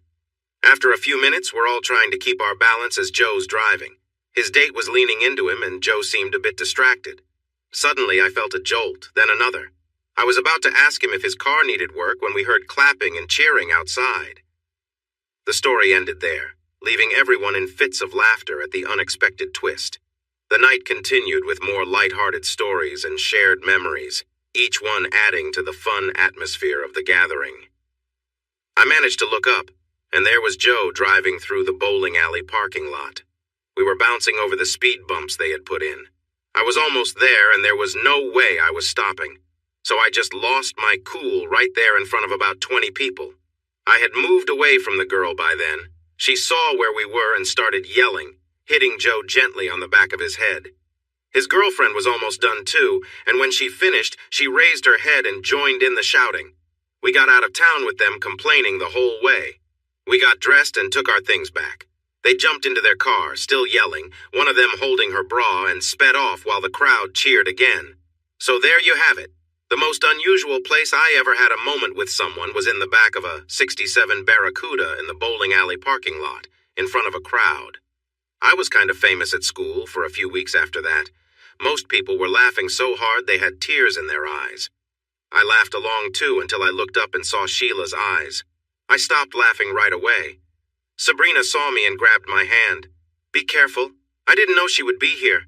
I sent out a message to friends, and she's still my friend." I smiled. "No worries, the past is the past. I'm okay with leaving it there." She smiled and turned away, but I thought I heard her say, "Maybe for you," but I wasn't sure. She didn't come over for about an hour, but I felt her watching me all the time. Soon, everyone was looking at us instead of enjoying the party. Enough was enough. I walked up to her. She had an expression that was half hope and half fear. "Hi, Sheila, I like your hair." She had a shorter, more polished style, very different from the long hair she had when we were together. She instinctively touched her hair. "You don't think it makes me look older?" I chuckled, and everyone laughed when they heard me. "Of course it does, but it's not because you are older." I glanced at her hand and noticed she wasn't wearing a ring. She saw me looking and smiled for the first time. "You look different too. When did you decide to lose the beard? And your hair is shorter than I've ever seen it." I had to grow up. Bosses aren't comfortable when their managers look like rock stars. My cheek felt warm where she touched it. Everyone relaxed and went back to having fun. She followed me around, so I stopped trying to get away from her. "You want to talk?" she asked unexpectedly. "About what?" I replied, already knowing. "About us. About how badly I messed up. About me apologizing for the way I treated you." I sighed. "There is no us anymore, Sheila. You did treat me poorly, and I know you feel bad about it. But I can't trust you again, so let's just remember the good times." She tried to hold back her tears, but they started to fall. She left for a while. I ended up drinking a lot. Not just a little, but enough to feel unsteady. About halfway through, I felt someone slide under my arm, and I held on to them instinctively. Billy drove me back to the motel. He and another person helped me inside and got me ready for bed. "You're on your own from here," I heard him say just before I passed out. The last thing I heard was a woman's voice saying she could handle it. When I woke up later, I felt terrible. Someone gave me some medicine and a full glass of water before I passed out again. I really dislike hangovers. After a while, I managed to open my eyes and focus. I shook my head, thinking I was seeing things, which only made my headache worse. Once I cleared my head, I saw the same sight again. Sheila was sitting cross-legged on the bed. "What happened?" I asked. She looked sad. "You tried to drink it all away last night. It didn't work. I'm here and I'm not leaving until we talk. But first, you really need a shower. I hope you have enough towels." I watched her walk across the room. She glanced back at me. "You coming or what?" It wasn't what I expected. We didn't rush into anything. I just wasn't feeling up to it. Instead, we shared gentle touches and affection, not bothering to put on clothes again, and we lay back down. As I started to feel better, we talked. Sheila shared about her life over the past 2 years. She apologized for how she had treated me and mentioned going to counseling sessions provided by the hospital. She realized that she had been afraid of commitment. To put it simply, I didn't want to grow up. In college, we felt safe from the real world, but once we became adults, I started to pull back. She stroked my cheek again. But don't worry. My mistake helped me mature quickly. I didn't have you to lean on, which made me face things head on. I'm all grown up now, Roy. Please let me show you. Eventually, I built up enough energy to eat something. Sheila wouldn't leave my side. I think she would have waited outside if she could, just to keep me from slipping away. I asked her what time she needed to be home. When you send me away, not a minute sooner. So she stayed. We were close again. It felt even better than I remembered. Perhaps she was trying to show us both that things had changed and it felt more special. We didn't get back together immediately. It took months because I didn't want to rush. If it were up to her, we would have been engaged that first weekend. But eventually we did get back together, and 2 years later, our son was born. I lived mostly in happiness and love until things fell apart again. By that time, Sheila had moved back into the house. She tried to find out where I lived through various means, but only discovered it after the divorce. All the papers came from an address that wasn't mine, belonging to the YCDT Corporation. My entertainment lawyer set it all up, and when he asked me what the initials stood for, I just shrugged. Does it matter? No, not really, just wondering. Her lawyer and she looked shocked when they saw the financial details. These included half the earnings from my first 2 books and a share of the movie rights. In the end, a big film company offered one. $3 million, saying I would earn a percentage if the movie made over a certain amount. After taxes, we each got nearly $700,000. As part of the settlement, she got the house, and I kept health insurance for her until she turned 62. I kept my retirement savings, and she kept hers. It was as fair as I could make it. Still, she fought me on everything. The mediator was about to give up when she asked for alimony for 10 years. Please, Mrs. Smith, be realistic. The marriage is over. You're just delaying the process. He's being more than fair. With the house, you're getting more than half of the assets. He wants you to live comfortably. I had a quick talk with my lawyer, Becky. She looked ready to argue, but then noticed my expression. Okay, she said, returning to the room. This is it, my client's final offer. She can have all the money from the first 2 books for 3 years instead of alimony. This is our last offer. If she refuses, we walk away and you can take him to court. I'll make sure it's a long fight over every detail. He has more money than you do, and you can't afford to keep paying your lawyer. How long do you think he will keep fighting for you if the money comes only years later? I hope you decide now. I have a college bill to pay for starting next year. Sheila looked at me with hopeful eyes.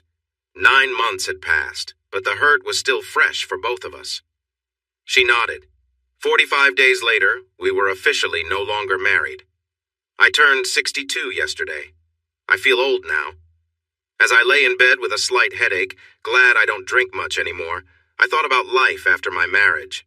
I was finally well known enough that people recognized me. I had written 6 books so far, 3 bestsellers, 2 decent ones, and one that surprised even me when it got published. That one also sold well. 2 of my books became movies, and one was made into a mini-series on television. Money kept coming in. Then Kelsey surprised me by enrolling at a state university 30 miles away and living with me for 2 years. She moved into her new apartment a few months ago with her boyfriend.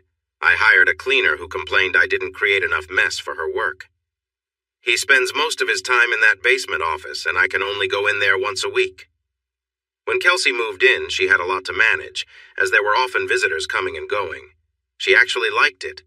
2 weeks before my divorce was final, I had my first experience with someone new after being married for 32 years. She was a recently divorced woman in her 50s. She looked good, but my friends warned me.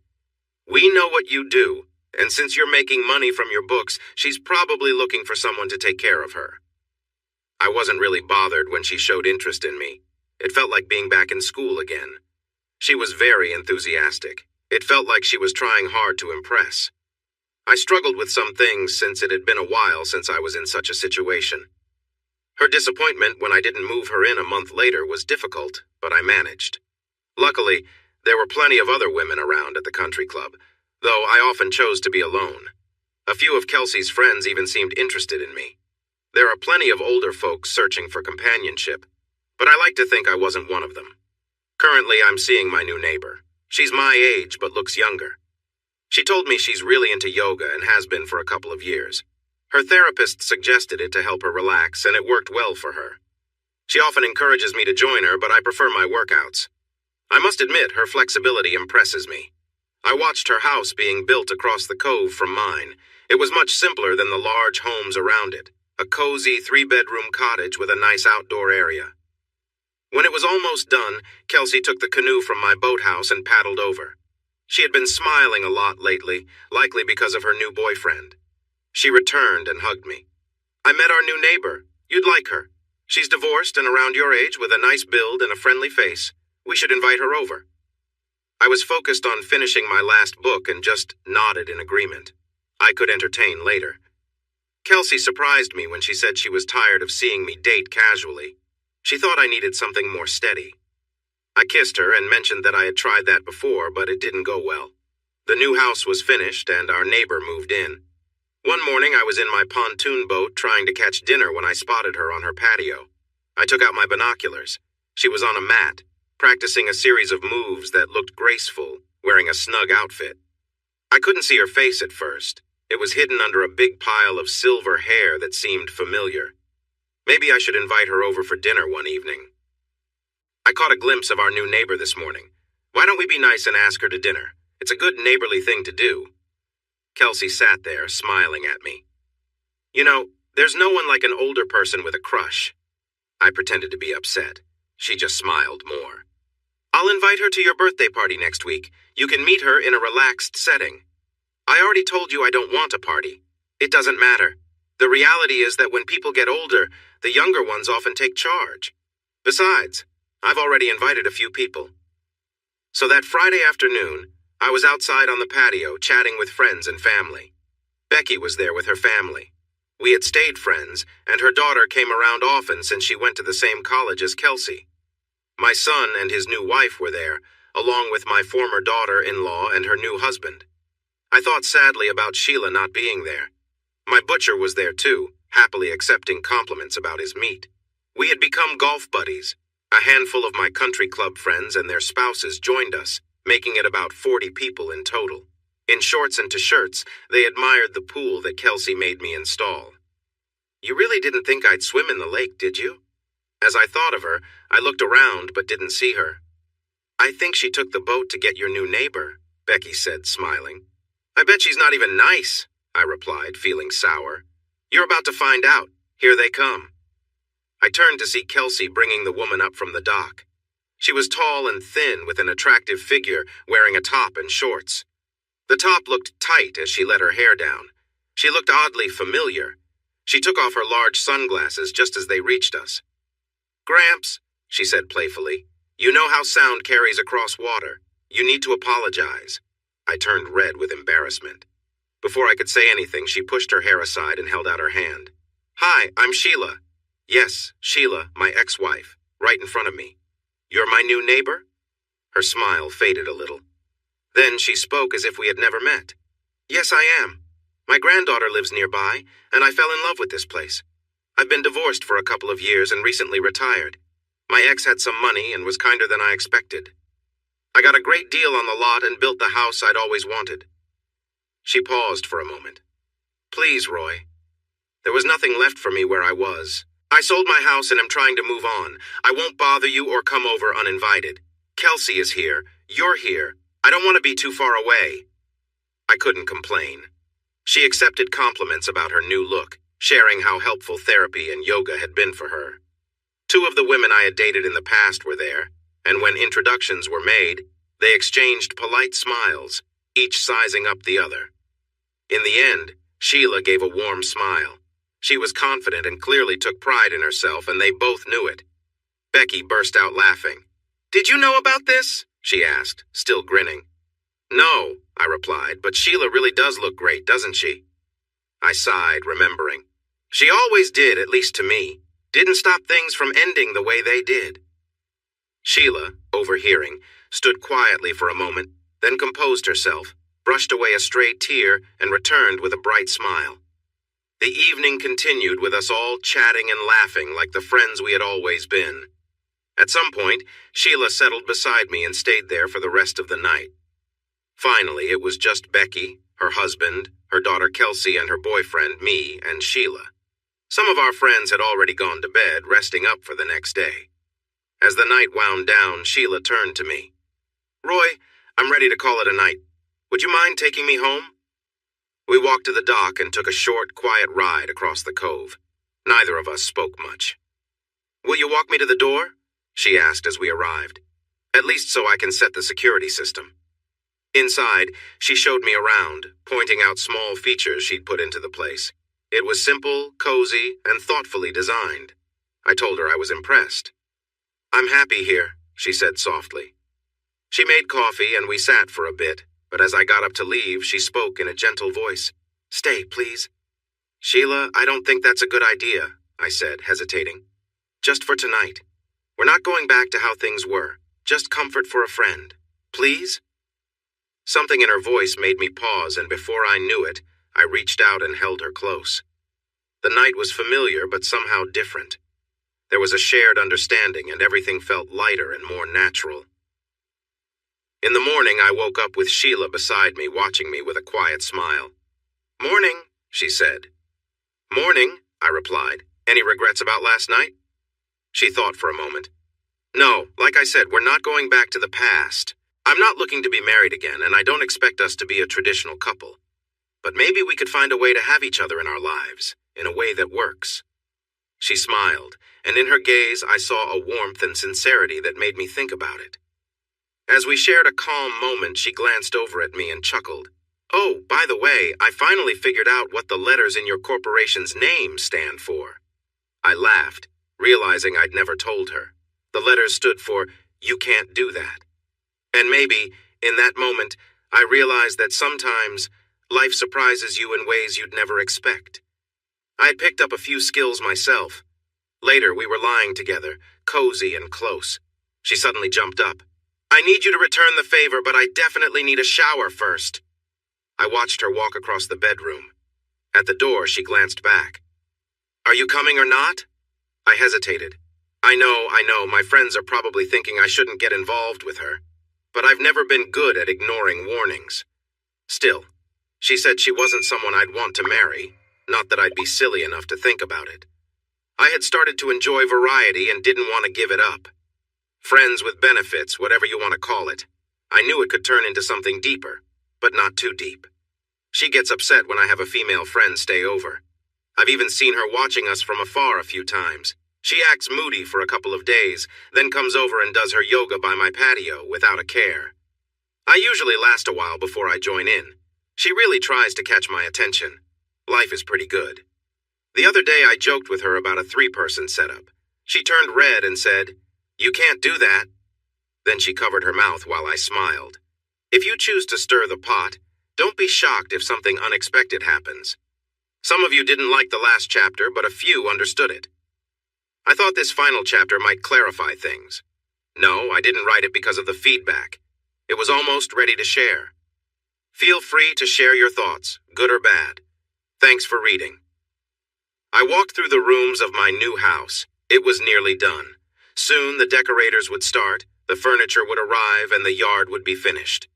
I looked out at the lake, especially at the big house directly across from me. This was my dream home, the one I always told my husband I wanted when we retired. Too bad he won't be here with me. You see, we're not together anymore. It was entirely my fault, but that didn't ease the pain when he divorced me. He was the only man I ever truly loved. The twist is that the big house across the water belongs to him. That's right. I'm moving into his neighborhood. He doesn't know yet. Our granddaughter knows, but promised to keep it a secret. I want it to be a surprise. He probably won't want to talk to me. If he does, it will catch me off guard, but one thing I've learned over the years is that he can be unpredictable. The other day I passed a car show on my way out of town, filled with cars I remember from when they were new. It brought back many memories, especially the one where I first met Roy. It was 1972. a time of freedom and change. I was in college working towards a nursing degree, 300 miles from home with no one to hold me back. I wasn't inexperienced by any means. Let's just say I had a lot of friends in high school. But when I went to college, I wanted to explore more. I told myself it was just a phase before I'd return home, settle down, and live a regular life away from my exciting past. I was nearing the end of my freshman year. My mom had set up a summer job for me as a nursing assistant in a retirement home. It would look good on my resume, but I wasn't looking forward to it. One evening, we were driving around town. Gas was inexpensive back then, just 23 cents a gallon. I was with my friends Sabrina, Jane, her sister Becky, and her boyfriend Bobby. We were in Bobby's old Chevelle. Bobby was talking proudly about his car's engine and features, but I didn't understand much about cars. To me, they were just something to help you get where you needed to go. I was enjoying some wine when we stopped next to a larger car with two guys our age in it. Bobby decided to tease them about their car, asking if their grandpa knew they were driving it. To his surprise, the driver held up a $20 bill and showed it, signaling a race from one stoplight to the next for money. Bobby missed the light change because he was shocked, and the other guy pulled ahead slowly, laughing as he went. We caught up with them at the next light. Bobby, feeling competitive, pulled out a 20 and wanted to race. It was clear from the start he was outmatched. When the light changed, he struggled to keep up and the other car pulled into a grocery store parking lot. They got out and started chatting about their cars, lifting hoods and checking engines. I stayed in the car, unable to see the driver since he had his head under the hood. Sabrina whispered to me that the passenger was kind of cute and suggested we get out. As we did, I heard a guy named Billy trying to persuade the driver to let us ride with them, joking about our interest in them. It was frustrating to hear. I quickly adjusted my top and let my hair fall into my face. I stood up, holding back my hair with one hand, and introduced myself. "Hi, I'm Sheila," I said with a playful smile. The guy turned bright red while everyone, including me, laughed. I got a glimpse of his quick sense of humor. He shook my hand. "Roy, nice to meet you. Have I told you how much I love dogs?" He was about 6 feet tall, thin, with long hair and a well-kept beard. His brown eyes sparkled behind silver glasses. He reminded me of a more polished John Lennon. I liked him right away. We sat and talked for a while. Then he went inside and bought me 2 bottles of my favorite wine and a case of beer. Boone's Farm Strawberry Hill. They still sell it, and just seeing the label makes me feel a bit queasy even now. He and Billy enjoyed a few beers while Sabrina and I focused on the wine. We chatted and laughed. In no time, I was snuggled under his arm. Seatbelts and drinking? We didn't think about that. We were college students feeling invincible. He didn't drink much, so I decided to drink a bit more. He had been playfully touching my leg for an hour. I was thinking about getting closer to him when we got back to the apartment. Billy and Sabrina had stopped drinking and were getting close in the back seat. I finished my bottle and polished off what was left of hers. That wasn't the best choice. By the time we got back to the apartment, I was feeling dizzy. Roy actually carried me inside and laid me down on the couch, where I quickly fell asleep. He went home, as there wasn't much else he could do for me. About 20 minutes later, Sabrina was holding my hair back while I was feeling unwell. She gave me some aspirin and a big glass of water and helped me to bed. I lay there feeling a bit woozy when I heard them whispering. "Think she's asleep yet?" Yeah, when she's passed out like this, she's done for the night. Now, where were we? So I lay there listening to Billy and Sabrina until I couldn't take it anymore. I grabbed the trash can and emptied my stomach again. They didn't even notice. All college kids go through moments like this. You wake up wondering what happened while you were asleep, and you have a terrible headache. Sabrina and Billy were at it again, which might have woken me up. I went to the bathroom, drank a lot of water, and soon felt sick again. After a long shower, I stumbled back to bed, forgetting to change my clothes. Billy was dozing off, and Sabrina poked him gently, covering me with a blanket. "How do you feel?" she asked. "I feel like I always do after drinking too much. Not great. Did I embarrass myself last night?" "No, you were having fun. You told Roy you were going to take him home with you, holding your top out the window, and then you passed out in his lap. I noticed his pants were unzipped when we helped you out of the car." He was feeling very frustrated. I held the pillow over my head while Billy laughed. "I won't be able to face him." "I wouldn't be so sure. He left you his number and said to call. Maybe you two can hang out today?" Hearing Billy say that made me feel alive again. "Thanks. Now please leave so we can get dressed. Do you know what dorm he's in?" "Even better, I know where his apartment is." "Great. I'll go with you when Sabrina takes you home. You can show me." So I went to his apartment without telling him. I ended up falling asleep on his couch because I was still feeling tired from the night before. I woke up 3 hours later not really knowing where I was. This had happened to me before in college. He was at his kitchen table studying. I felt silly for sleeping again, but he laughed and made me feel better. He even took me out to eat when I said I was hungry. It wasn't a fast food place, but a nice spot I had passed many times without noticing. We ate soup served in a bowl made of bread. It was delicious. I started feeling more like myself again. We talked and flirted. We went to the park just to enjoy the fresh air and sunshine. He seemed to know a lot of people. I almost panicked when 2 of my friends came by. I had been close with both of them, but I worried they might say something. I held on to Roy as I introduced them, hoping to send a hint. Thankfully, they picked up on it, and I felt relieved. They had their guitars, and soon we were all singing together. Roy had a surprisingly good voice. I was feeling excited from the friendly touches and light kisses, so I decided to move things forward. I asked him to stop and grab some drinks on the way back to his apartment. We shared a few, and then I needed to use the bathroom. I got an idea.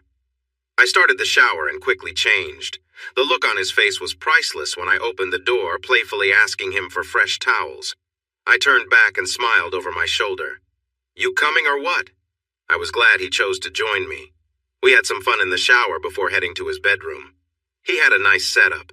With some experience, I noticed he had just the right amount of everything. But it was the way he treated me that made it special. I always thought the saying about magic being more important than size was just a saying, but I found it really was true. It felt like he was connecting with me on a deeper level. He took his time, being gentle and paying attention to everything that mattered. I felt amazing before we took things to the next step. It was tough for me, and I felt anxious, but he took his time, moving slowly. Once he was completely with me, he paused before starting to move at a gentle pace until he found a nice rhythm. He was driving me wild, and then suddenly I felt an unexpected wave of pleasure wash over me. I was breathless and teary-eyed with how amazing it felt when he started to pick up speed. Just after feeling that intense moment, I experienced the strongest feeling of joy I had ever felt. I finally understood what people meant when they talked about a warm afterglow. Later that night, when he took me back to the dorm, my friend Sabrina looked at me and smiled. "How was he?" I looked straight back at her. "The best I've ever had. I think I might marry him." She seemed shocked. "Really? You thinking about marriage? What happened to my fun-loving friend?" I sighed. That nickname came from those who thought they could easily win my affection under the right circumstances, and I hoped he would never hear it. "Those days are gone, at least for now," I replied. "You're serious.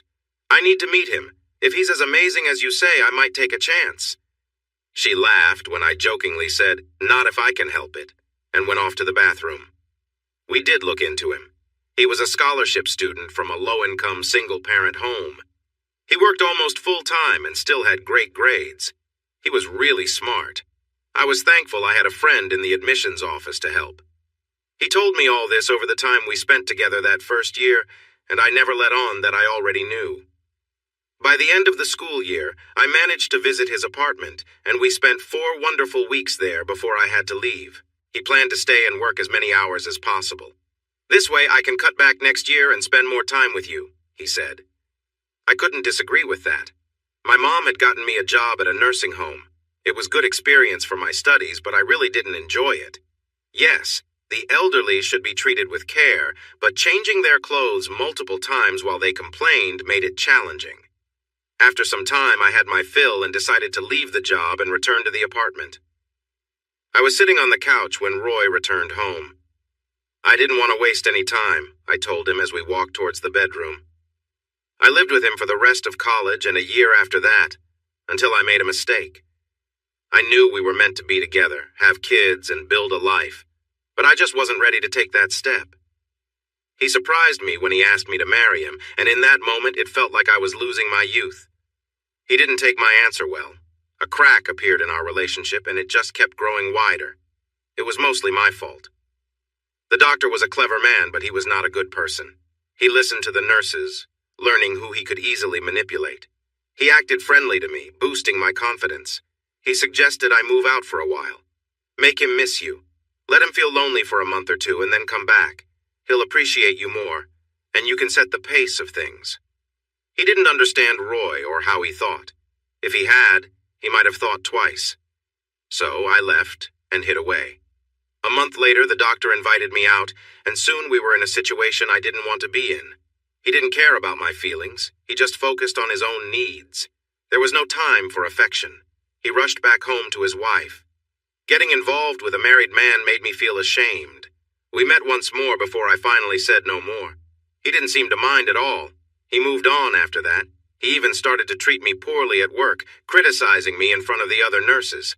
I lost my temper and pulled him into an empty room. I slapped him hard. Don't ever treat me like that again. I'll report you to the administrator for harassment. I'll tell them everything. I may be a new nurse, but they won't get rid of me easily. You, on the other hand, could lose your job and your marriage. Think about that. He left a few months later, hardly saying goodbye. For about a month, I sulked, trying to figure out how to get back with Roy. Then Sabrina took me out to a club to cheer me up. She cared for me like a sister, but didn't have much patience for my sadness. What were you thinking? You won't find anyone better than Roy. You need to act fast. I've seen him with someone else, and she looks really happy. Those words hit me hard. Roy was dating someone else? I was angry. When we got to the club, my heart dropped seeing him with that girl. She was attractive too. It made everything worse, and when I saw them dancing together, I lost control. The girl stood there smirking while Roy shouted at me. He knew about my time with the doctor. His words cut deep. I'd tell you to find someone else, but you already have. Everything else faded away. I don't know how I made it home. When I returned and saw unfamiliar men clearing out the apartment, I broke down, begging them to stop and put everything back.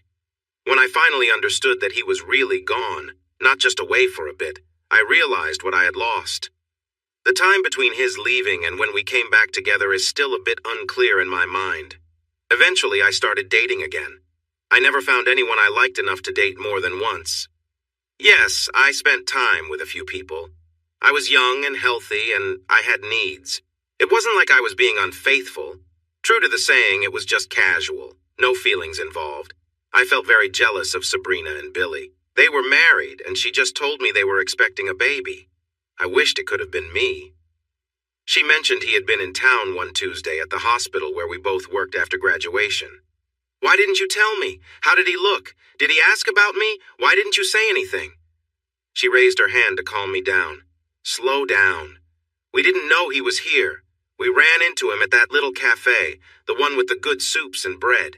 He didn't ask about you, sorry, but he promised to stop by this weekend on his way back and see our new house. We're having a little get-together with friends he hasn't seen in a while. You can come, but only if you behave. I couldn't focus the rest of the week, which is not great for a nurse. Sabrina made sure I stayed on track and didn't make a mistake. I changed my outfit and did my hair and makeup multiple times. I wondered what he would think of my appearance now. My long hair was gone, and I had a cut that just reached my shoulders. I didn't like it much, but it was easier to manage. I made sure to arrive a bit late, wanting him to feel at ease first. I walked out to the patio just as he began sharing a story about a funny experience he had in a parking lot. I listened, questioning if I had ever truly known him. He looked up, and when our eyes met, he stopped laughing. I noticed Sabrina said something to him. He shook his head and smiled, and she seemed to relax. All I could do was gaze at him. After a while, Sabrina tugged at my arm. Come on. Are you going to say hello to him or what? You're making everyone uncomfortable. I had finally mustered some courage. Just then he walked over to me. Hi, Sheila. I like your hair. I touched it nervously. Thanks. Does it make me look older? I was surprised when he said yes, but he quickly added that it might just be because I was older now. He had changed too. His hair was much shorter and he was clean-shaven. I had never seen him without a beard before. He had a nice jawline. I could get used to this look. I followed him around while he drank a lot. I could count on both hands the times he had gotten this drunk during our lifetime together. Once he reached a certain point, I took his hand. He didn't even notice. Sabrina and Billy later took him back to his motel. I hadn't let go of his hand and didn't plan to. We got him into the room and I helped him change into something comfortable after they left. I gave him some pain relief, placed a glass of water on the nightstand, and brought a wastebasket closer, knowing he might need it later. He did need it, but I took care of everything and made sure he rinsed his mouth out before he went back to sleep. Seeing he wasn't feeling well, I changed into something simpler. When he started to feel better, I cuddled up next to him. At some point during the night, he turned to face my back, wrapping his arms around me as he usually did. I quietly let my tears fall for a while. When he finally woke up, I was sitting on the bed. When he opened his eyes, he shook his head gently, feeling some pain, then lay still until it passed. When he looked again, I was still there. "What are you doing here?" he asked. "Just being where I belong, with you. Lie still for a bit and don't think too much." I got him some more medicine and placed a cool cloth on his forehead. After a while, I stood up, aware he was watching me the whole time. I glanced back. "You really need a shower. Are you coming?" I held my breath, knowing this was an important moment. I felt relief wash over me when he got into the shower with me. It took many months of talking before he fully welcomed me back into his life. I remember our last serious talk before he proposed again. "I love you. Yes, you made a mistake, but the biggest mistake was not being honest about your feelings. Did you think it would break us apart?" It was a question he didn't want answered. But remember that saying, "Fool me once, shame on you. Fool me twice, shame on me," applies here. No matter where we are in life, 5 years, 10, or even 20 years from now, if there's ever a betrayal again, it will be over for good, understand? I nodded, promising myself that would never happen again. We must have conceived our child just before we married, because our son arrived 8 months later. He was a challenging baby, often unwell in his early years. If Roy hadn't been there, I might have lost my mind. Roy eloped with his girlfriend just before starting college. She was 5 months pregnant. They were young and not fully ready for such a commitment, but somehow managed to stay together for 13 years before they separated. It was not smooth. Many accusations were thrown around, and fights broke out over small things. We took in their dog and our granddaughter, Kelsey, full-time for a year. I loved Kelsey, but often felt unsure of how to connect with her. She was incredibly smart, far beyond her years. She skipped grades twice and graduated high school at just 15. Roy could relate to her intelligence, and they bonded well. They could communicate a lot just with their eyes and hand movements. Since the divorce made things financially tough, Roy stepped up and offered to pay for college. I was taken aback by that. Things were difficult when a recession hit, and Roy lost his job. He didn't like it much, but the pay was good. So he took a job as a forklift operator at a nearby factory just to stay busy.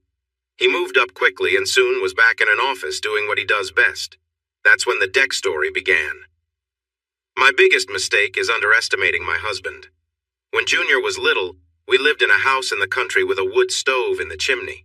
We used it sometimes, especially in the colder months, to help lower our heating bills. One Christmas, I was going shopping. Roy was watching a show about wood carving and mentioned he had always wanted to try it. It was so unusual for him that I couldn't believe it. He had basic tools, but that was it. I jokingly told him he couldn't do anything like that and laughed as I left. When Roy gets interested in something, he researches it thoroughly. Once he thinks he knows enough, he gives it a try.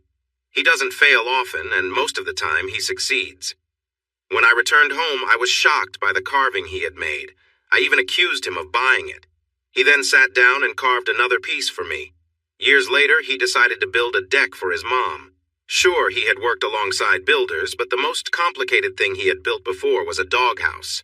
I doubted his plan again, but when it was finished, it looked like a beautiful piece of art. It had 3 levels and was custom-made. His mom was so proud of him, and I felt pretty foolish.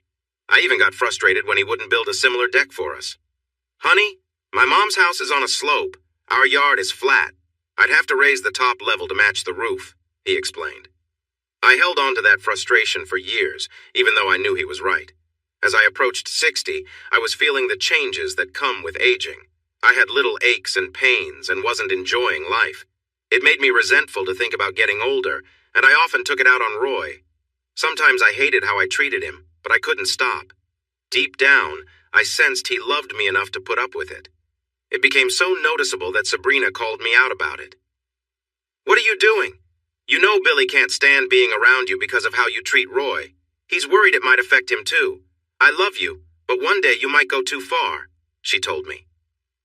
Of course, I got upset, and she avoided me for a while. Eventually, I did push Roy too far.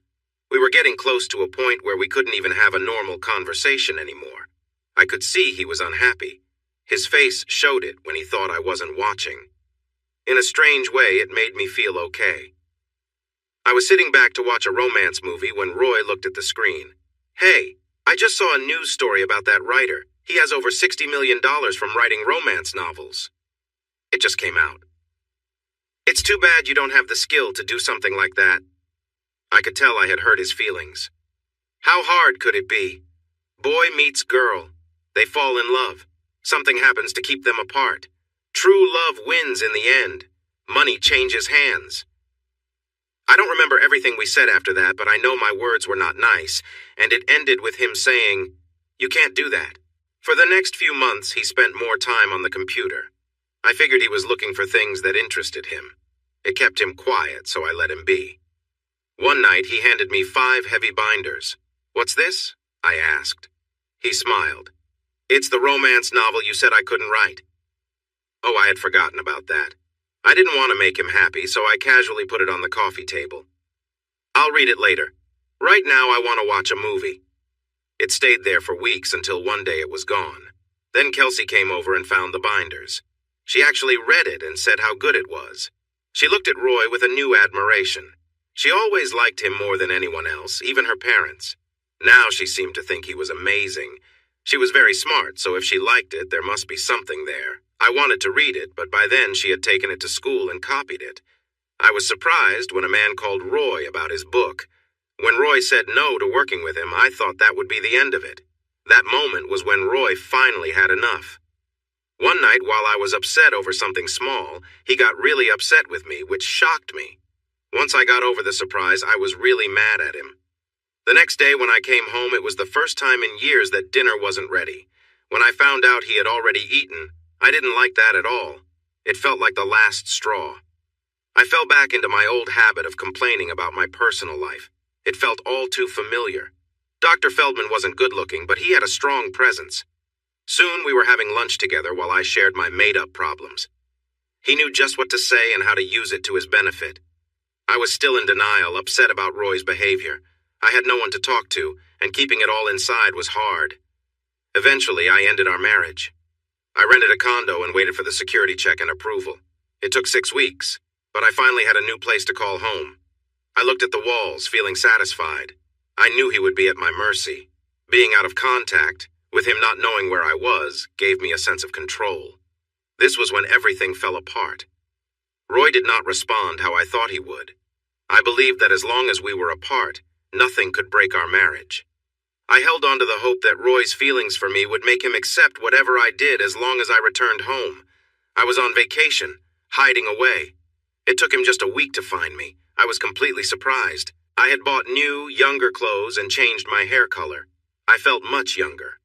The girl who found me looked like she was in high school. When she said my full name in surprise, I thought she was a friend of my daughter, Kelsey. After I confirmed my identity, she gave me a manila envelope. "You've been served. Sorry." And just like that, she disappeared.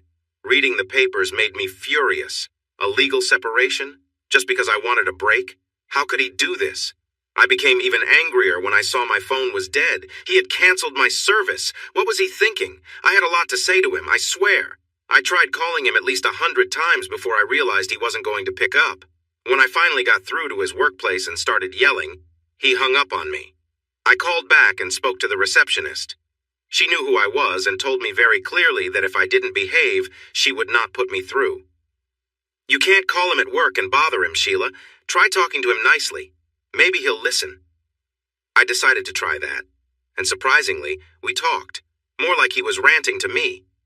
When he said that if he found out I was seeing someone else, our relationship would be completely over with no discussions, I should have listened. But I was feeling too proud and strong, so I ignored him.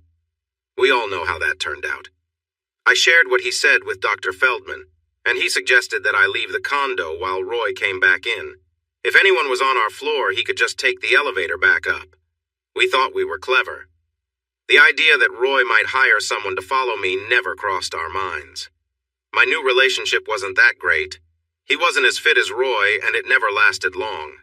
Sure, I had my moments of enjoyment, but it was more about getting back at Roy than anything else. When everything fell apart and Roy filed for divorce, I felt lost. I had no idea what was in the envelope I received at the hospital, so I opened it at the nurse's station. When I saw a picture of myself at the door with my robe open, along with the words "time expired" across it, I knew my life was in shambles. I fainted and the picture fell to the floor. 4 nurses and a doctor saw it, and by that evening everyone at the hospital knew. Randy Feldman was really angry.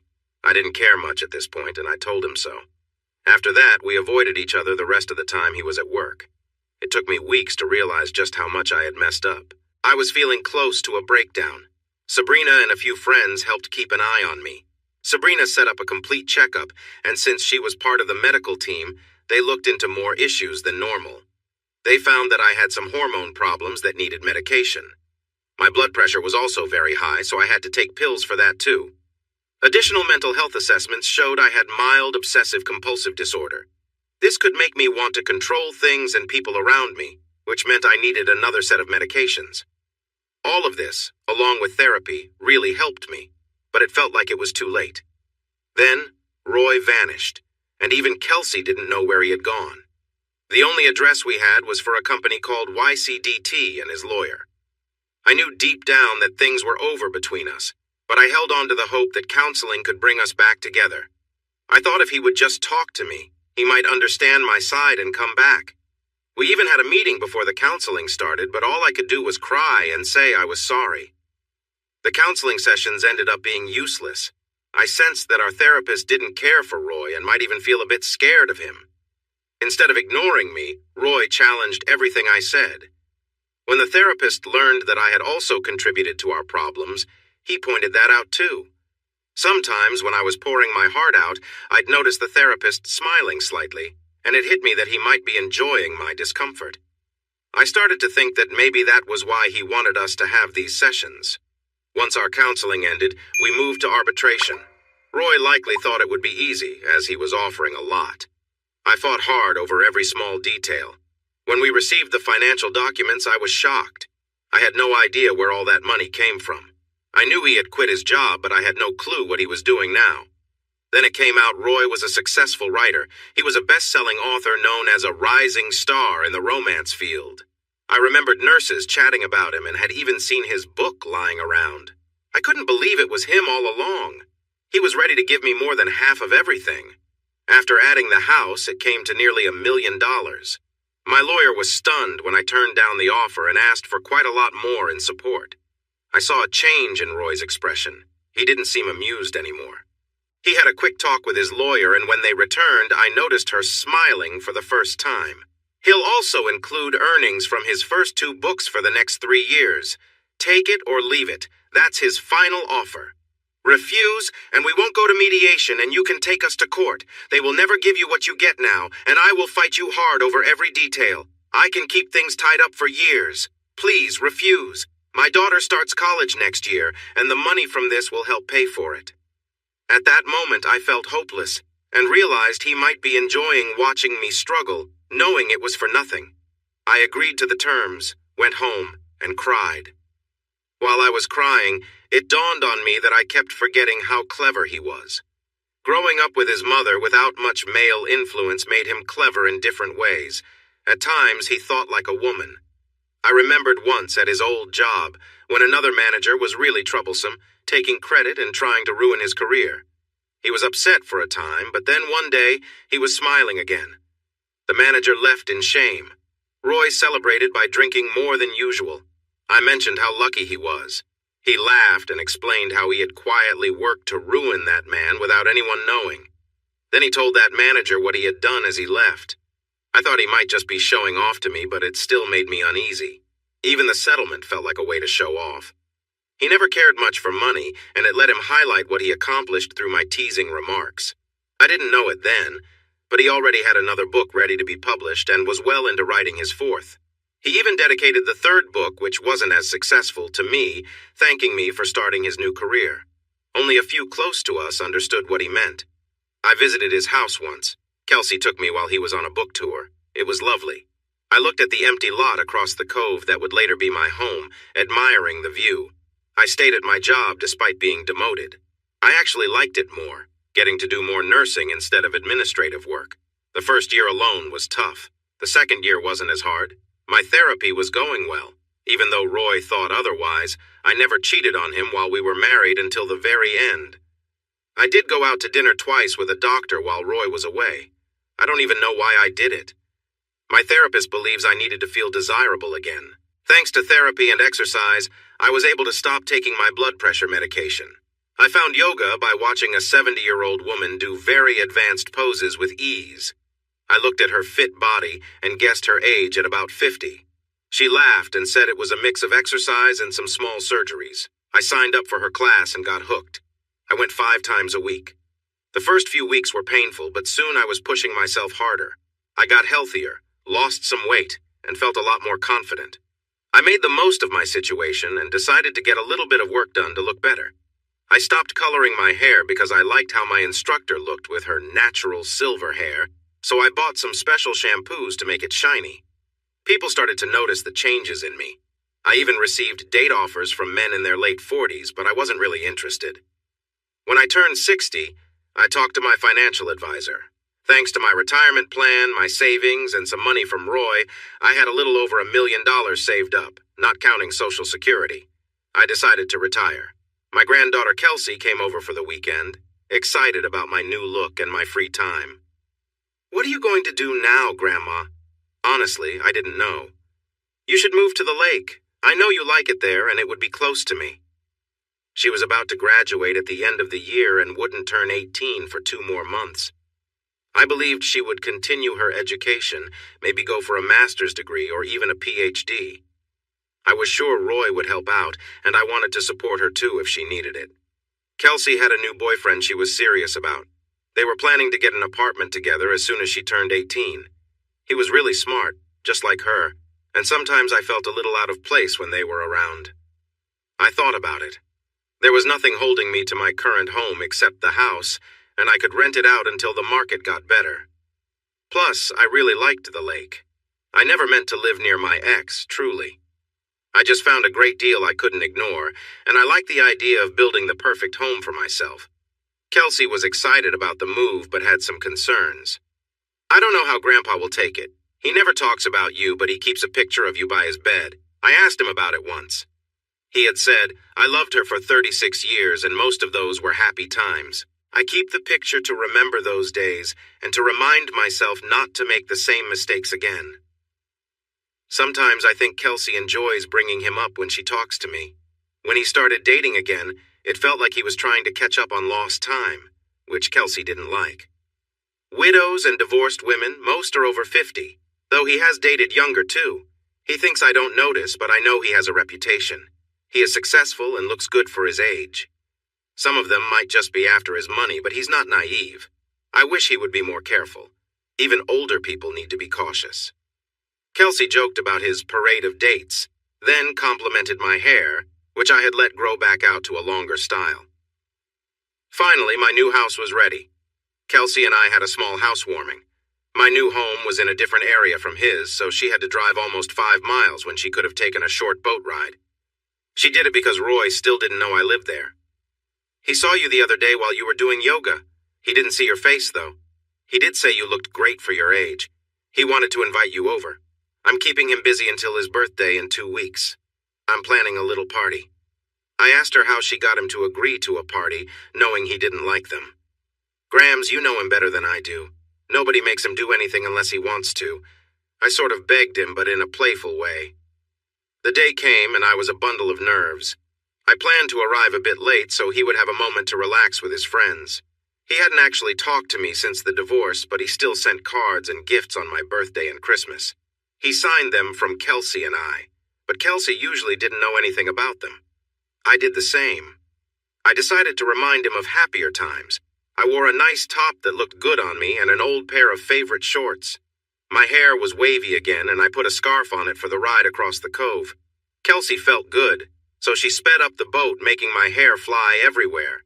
Sound travels well over the water, and as I was docking, I heard his lawyer ask if he had met me yet. "No, she's probably not nice," he replied. Kelsey rushed up the yard with me behind, trying to get my hair out of my face. "Grandpa, you know how sound carries over the water. She heard what you said. You need to say you're sorry." Finally, I got my hair out of my eyes and looked into his surprised face, holding out my hand.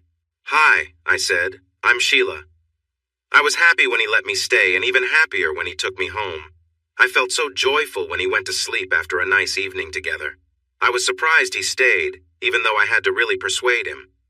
I focused on making him happy, using my yoga skills to create a nice atmosphere. It wasn't fancy, but we enjoyed a good time together. He was different, being more open and affectionate. I realized later why things felt different. He could be that way because he didn't have to stay, so if I didn't like something, he could leave. I actually preferred his new approach, but I hoped he would be gentle sometimes. I wished for more moments like that. The next morning, we talked and parted on good terms. I told him how proud I was of his writing and how talented he was. I also shared some updates about my life since the divorce, mentioning my health and my challenges without going into too much detail. I see him almost every day. I bought a nice little boat with a lot of power. Kelsey borrows it when she's there and speeds around the lake with her friends. She always returns with just enough fuel to reach the marina. In some ways, he still gives me the cold shoulder. Sometimes he tells me to stay home even though I'm all alone there. And if he's working in his office, it better be something very important if I want to knock on the door. He knows it bothers me, but every few weeks or so he goes to the country club and brings home someone new. I met a few of them at his birthday party. I didn't try to get too close to him in front of them. I let them know I was serious competition. I even bought a powerful pair of binoculars that I claimed were for bird watching. Once he noticed the shine and got his own pair, pointing right at me and waving. One of those women came out from behind a wall. I ended up breaking my binoculars that day. I went inside and cried. I felt regret and pain. I had done this to myself, and I had no one to blame but me. I usually stayed down for a day, then I would go over and do my yoga on his patio behind the privacy wall. I had a bad habit of forgetting my workout clothes. Someone often caught me about 2/3 through my routine. I practiced different skills then. I was speechless when he invited me over to share breakfast one morning. I thought he had a woman over the night before. We were just enjoying our first cup of coffee when Sabrina walked out in a robe. I was shocked as I moved my gaze from him to her. She hugged me and said, "Surprise!" It was clear she wasn't dressed underneath the robe. "How? Why? What happened with Billy?" A shadow crossed her face. Billy was just waiting until he got his benefits. Then he and his girlfriend, who he's been seeing for 5 years, planned to leave. On his retirement day, I served him papers at his farewell party. I even included some photos for him. I hope I didn't spoil it. We split the retirement benefits 60-40 in my favor for a quiet divorce with no alimony. I ran into Roy later and he took me out to lunch. Then we had a few dinners and finally breakfast. Please don't be mad. I was upset, but there wasn't much I could do. So I relaxed and we enjoyed time on the patio like old friends. My life felt surreal. We had just finished an active morning and I was enjoying the moment when he surprised me. You know, you and Sabrina were roommates in college and were close for years. Were you ever curious? I wouldn't judge you if you were. We could relive some memories together. I laughed. That will never happen. You can't do that. I realized what I had said the moment it left my lips. He just smiled. You know better than to rule that out. So he didn't hurt her, but he didn't take her back. In the end, who really won? Hey everyone! Thanks for watching. Don't forget to subscribe and turn on notifications so you won't miss any of the exciting stories we have coming up. What do you think about the characters in this story? Let us know in the comments. We'd love to hear from you.